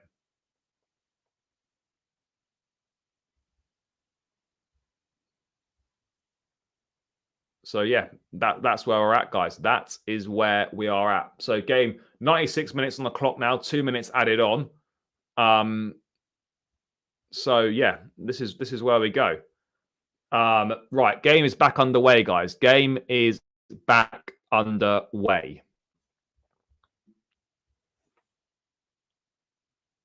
What have we got going on here? So final 2 minutes, but there's probably about 6 more minutes to go anyway. What have we got going on here? I did a little bit. He said that he wouldn't rule himself out going to Saudi either. So, mate, you love Southgate. So I'm interested in your thoughts on that one there. If Southgate ends up going to Saudi, are you going to bash him as well? Potentially, yes. I mean, I don't think there's much in it between Ramsdale and Pickford, in all honesty. There really isn't a lot in it. I actually think Nick Pope's a very good goalkeeper as well. I think England got 3 keepers in Pope, Ramsdale, and Pickford that are all pretty much very similar. I don't think there's a clear number one there. Obviously, Southgate prefers Pickford, but yeah, I don't know. So much added time. I can see us conceding stoppage time goal. Well, not us, but no, I don't know. I'm not sure. I mean, Ramsdale number one, I could see it. I think Nick Pope's good as well. Look, I think all 3 of them are good in their own right, and they're good in their own ways. But I don't think there's one that's clearly any better than the other. I think they're all pretty good. Yep, Arsenal runners up again. I mean, the fact is they finished runners up to even get in this in the first place. So yeah, Arsenal have got a mental block against Man City. This will be 2 wins in the last 18 fixtures against them now. You know, that affects you mentally, standing in the tunnel and all that sort of thing, you know, knowing that you find it really difficult. You've won 2 times in the last 17 games against this opposition. It is a tricky one. It really is. I think Eden Hazard should take a final payday in Saudi. It's mad that Saudi haven't actually come in for him. I don't know what he's going to do. Yeah, I'll be at Liverpool next weekend. I'll probably draw the last 4 games. Liverpool, Chelsea they've all been goalless. So scoreless draw is probably not a bad bet. But yeah, I'll be there. I'd like us to win, mate, but I don't really know what. I'm not sure. It's so hard to tell. It depends if we get Caicedo in before that game. It depends if Liverpool add any midfield and additions to their side. They're lacking in midfield as well. Liverpool's options going forward are good. Ours are decent going forward as well. So yeah, I think it could be a fairly even game. No 2 ways about it. John Stones comes across to cut that one off. Stones has been phenomenal again today, but he loses the ball to Smith Rowe there. And Arsenal still pressing with 30 seconds over the allocated 8 minutes. It's Saka on the edge of the box. Saka, ball's just wide. It's pulled back and it's controlled and cleared by Manuel Akanji. I don't know if we're going to get 4 goals next weekend. Who knows? It's really hard to tell. But I think Liverpool can certainly be got at defensively. So we will have to wait and see on that one, guys. We'll have to wait and see. But yeah, a week to go until that one. Arsenal look like they're going to lose this game. Saliba down on the floor there. Again, there's probably, I reckon there's at least another couple of minutes to go still, given all that added time. Yeah, I'm not surprised. I like Simon Thomas, and by all accounts, he did a good job. But yeah, as soon as, you know, like Stelling, Tiss, Chai, Nicholas, as soon as the OGs went, that was it. That format was finished. That program was done, and now you can just tell it's crap. I used to watch it a lot. You know, it used to start at 12 o'clock on a Saturday. They'd speak for 3 hours, have little features and stuff before the games. I don't even watch Soccer Saturday ever now because it's dog shit. It's gone down the shitter now massively. Last chance for Arsenal. Corner coming in. Who's going to be whipping this in? You'd expect this to be the last chance as we approach the 100th minute in the Community Shield. This is last chance saloon. Saka to whip the ball in here, guys. Saka to whip it in.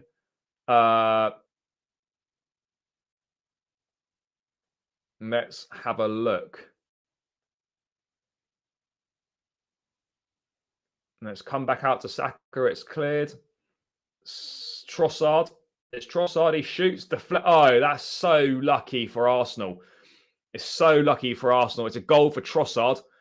Arteta's delighted. Arsenal are loving that. It's going to be penalty shootout, it looks like. But, I mean, yeah, trust that to be the case. By the way, guys, no spoilers because I'm about 20 seconds behind. But it looks like that's cannoned off Akanji and gone in. City fans look, I mean, not devastated, but obviously they're disappointed by that for sure. It's going to be penalties. Own goal, Akanji. I mean, there's nothing you can do about that. It's a shot that's going nowhere near the goal. Trossard comes and he shoots. It comes off Akanji's leg, and Ortega's going one way, and it just goes past him in the goal. It's so lucky. It's so lucky. I mean, there's not, as a goalkeeper, there's nothing you can do about that. As a defender, there's nothing you can do about that either. Hopefully they lose the shootout. Yeah. Guys, remember, no spoilers in the shootout as to who's scored and who's missed, because I am a little bit behind. Maybe 20 odd seconds behind. Arteta going absolutely mad. You know, you can tell the losers' mentality at Arsenal. They're going mad for a last-minute equaliser in the Community Shield. But yeah, not really deserved in my opinion. Not really deserved. But yeah, it's going to be. Looks like we're going to be 1-1 full time, and it's a lucky deflection. It's going to go down as an Akanji own goal, I would have thought. But yeah, it's just so disappointing to see that. So disappointing to see that.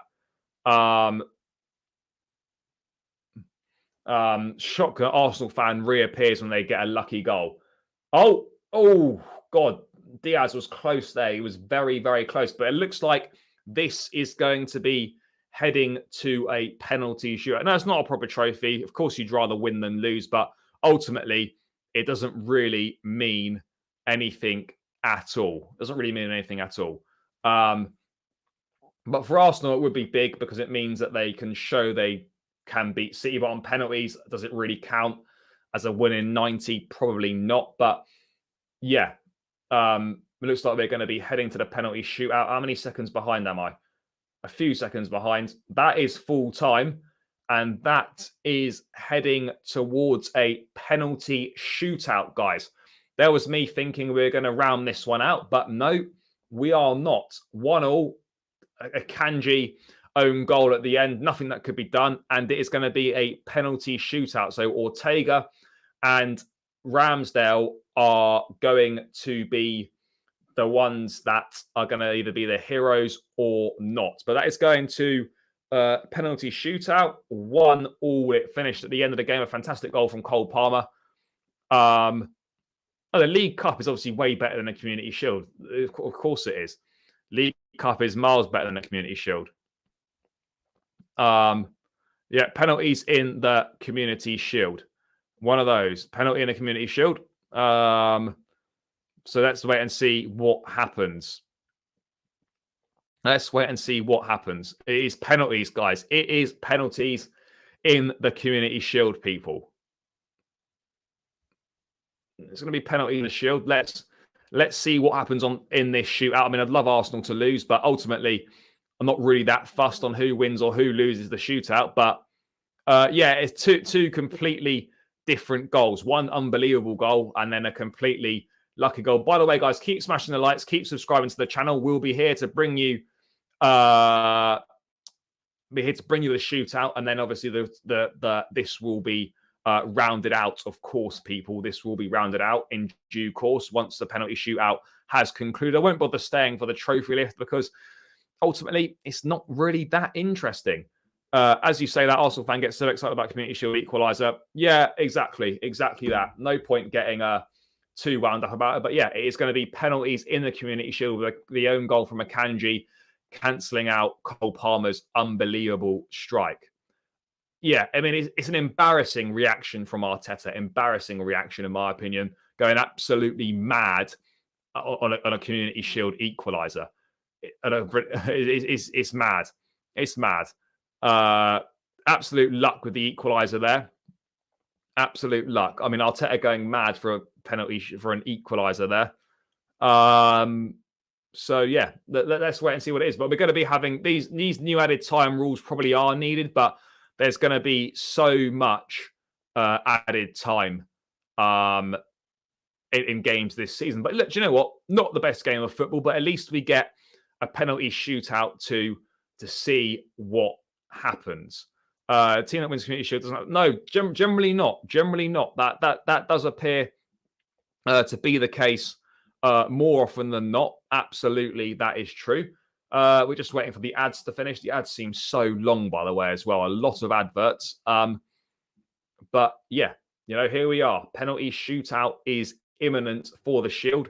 Will Ramsdale be the hero or will it be Ortega? Just in a coin toss now, De Bruyne and Odegaard. So here we go on the penalties. I'll switch the banner again. Arsenal, Man City. Let's just get rid of that now. Let's get rid of that one now. So much added time. I can see us conceding stoppage time winner or equaliser. Well, there are going to be a lot of late goals in the Premier League next season, I think. No two ways about it. But the penalty shootout is now upon us. But yeah, guys, no penalty spoilers, please, in the chat. I'm about 10, 20 seconds behind. Some people might be less or more behind. So yeah, no spoilers in the chat until the penalties obviously have been taken. But yeah, guys, let's try and get this to 70 likes if we can. We've got 5 more likes to get. Let's see if a few more join in for the penalty shootout. That would be great. Subscribe if you haven't done so already as well, people. 12 more subscribers for the 4.4K, guys. That would be greatly appreciated. Run the likes up and subscribe to the channel, people. Definitely no spoilers. Yeah, big up, people. No spoilers. Here we go. Penalty shootout is imminent. Right. Who's taking the first penalty then? Let's see who is taking the first penalty. But Arsenal, Man City, Community Shield at Wembley is going to be decided on penalties. So we're just waiting now. We are just waiting for the penalties to go. We're just waiting for the penalties to come. Let's wait and see. So first up, so Arsenal are going to be taking the first penalty. So Ortega will be in the Man City goal. And who is taking the first spot kick for Arsenal? It's the skipper, Martin Odegaard. Let's see if he can get Arsenal off to the start that they need. Yeah, I don't know why Edison didn't play. Interesting one. But yeah, it'll be Odegaard versus Ortega. Obviously, the penalties are in front of the Arsenal fans. So yeah, you obviously want every advantage you can possibly try and get. But Ortega trying to make himself as big as possible in the goal. And it is Odegaard with the first penalty, people. Odegaard with the first pen. Let's see what happens here. Ortega arms out wide, trying to make the goal as small as possible, moving side to side. It's Odegaard, up steps Odegaard, little shimmy and he sends Ortega the wrong way. So Odegaard with a good penalty there. That is 1-0 to Arsenal in the shootout. Ortega goes the wrong way. Odegaard strokes it into the opposite corner. Even if he put it the right way, it would have been a tough one to save anyway. It was right in the corner. Yeah, Jorginho wasn't in the squad for Arsenal today. Make of that what you will. So Odegaard has put the first one away. It's the two captains stepping up first in the shootout. So De Bruyne up next. You would pretty much bet your house on De Bruyne to score this. It's De Bruyne versus Ramsdale. Now, first penalty for Man City, and it's the captain De Bruyne. Ball is down on the spot. Referee's whistle's blown. It's a short run up. De Bruyne, oh my God, he's missed it. He smashed it against the crossbar. Ramsdale went the wrong way, but De Bruyne has got too much height on that. It's rattled the crossbar, and he's missed it. Arsenal 1 up in the shootout. That's really surprising. It's come down off the crossbar, and it's not gone over the line. But yeah, De Bruyne has got way too much on that, and he has missed the penalty. It's hit the bar. First blood to Arsenal. If you're going to miss a penalty, though, you'd rather miss the first one, though, so you've got more of a chance to get back into it. You'd certainly rather miss the first one. But yeah, but that is not ideal. So yeah, Odegaard scored and De Bruyne has missed. Now it's Leandro Trossard up next, up against Ortega. Let's see what Trossard does here. Obviously, Kane was a sub in the second half. His shot that was deflected over Akanji for the goal right at the end of added time for the equaliser. Here we go. Whistle has blown. It's Trossard, short run up, and he sends Ortega the wrong way and puts it into the bottom corner. Very, very good penalty. But surprised that De Bruyne did miss. Arsenal lead the shootout 2-0 at this point in time. Arsenal lead 2-0. Arsenal lead 2-0. So there we go.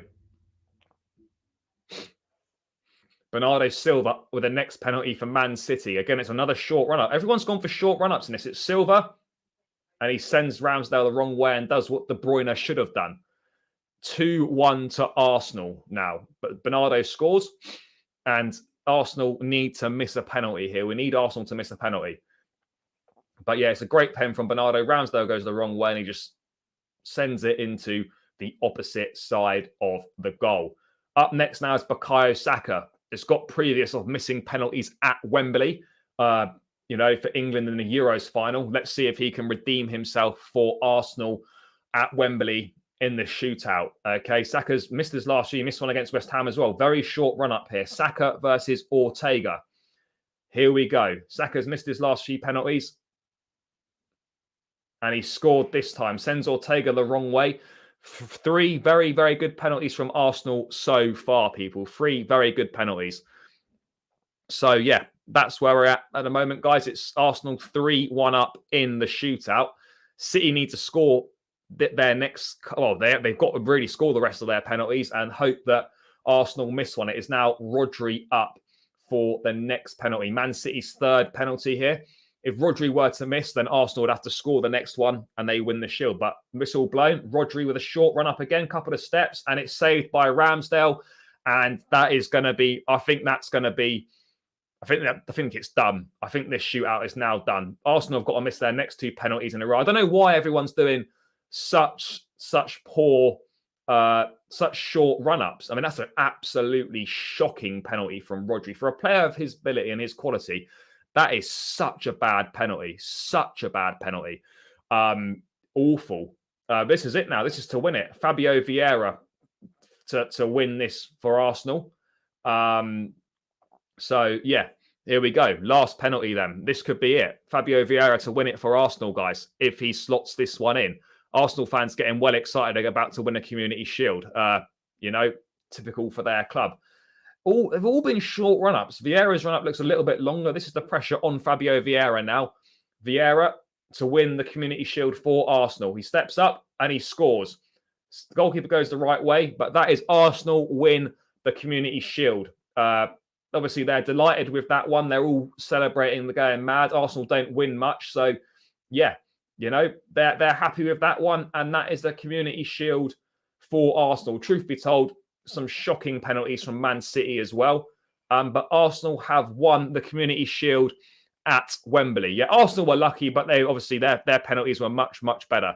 Much better. Man City didn't bottle it. I don't know what happened to Man City's penalties, but yeah. Be scared, mate. I'm not scared of Arsenal winning a penalty shootout against Man City. You got a lucky goal in the last minute. So yeah, that's where we're at. Arsenal fan back, like all Arsenal fans, they disappear when they're not winning, and then as soon as they come back, as soon as they're winning, they reappear. But yeah, Pep Guardiola's lost at Wembley. I don't think he's going to be that bothered about it, but Arsenal have won the 2023 Community Shield. But yeah, mate, when you win a proper trophy, come back to us when you win something properly. You can always come to the mega store and look at the Champions League trophy in there. But yeah, that's a good penalty there. Obviously, Ortega's gone the right way, but yeah, Arsenal have won the shootout 4-1 on penalties. And truth be told, they were awful penalties from Manchester City. Terrible penalties from Man City. But yeah, it's more Community Shield misery for Pep and Manchester City, guys. More Community Shield misery. They've lost the last 3 Community Shields in a row. So for whatever reason, that's what it is. That's what it is, for whatever it is. Yeah, and also, guys, since 2011, the Community Shield winner has only gone on to win the Premier League on one occasion since 2011. So that really doesn't mean anything. Yeah, but Arteta's obviously well pleased with himself. Not really a winner himself. He's won a Community Shield. Well done, Nate. Yeah, I mean, the City don't have a good record in penalty shootouts, but I mean, yeah, Arsenal fans are going mad. This is just a pre-season cup, people. Just a pre-season cup. But it is what it is. It is what it is. But yeah, Arsenal fans, they are what they are. Let them have it. Arsenal aren't winning the league, so it's as simple as that. Arsenal 100% are not winning the Premier League. No chance, in my opinion.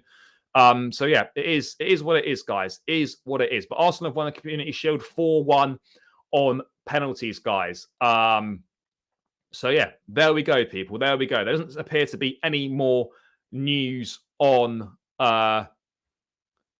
any more breaking news in regards to Chelsea. But Arsenal have won a Community Shield, people. Let them celebrate. Absolutely deluded. Yeah. No. Anyway, guys, I'm going to round this one up. Been going for 3 hours, though.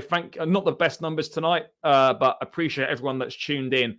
As always, please run the likes up on your way out. Please subscribe to the channel if you haven't done so already. Guys, I'll be back tomorrow with the usual daily Chelsea transfer stream and another video on my channel as well. I could be back later tonight if we get some breaking news, but if not, guys, thank you for tuning in. Arsenal win the 2023 Community Shield. Season starts next week. Let's hope for some Caicedo news. But yeah, as I said, guys, stay tuned for the daily transfer update coming tomorrow night, 6 p.m.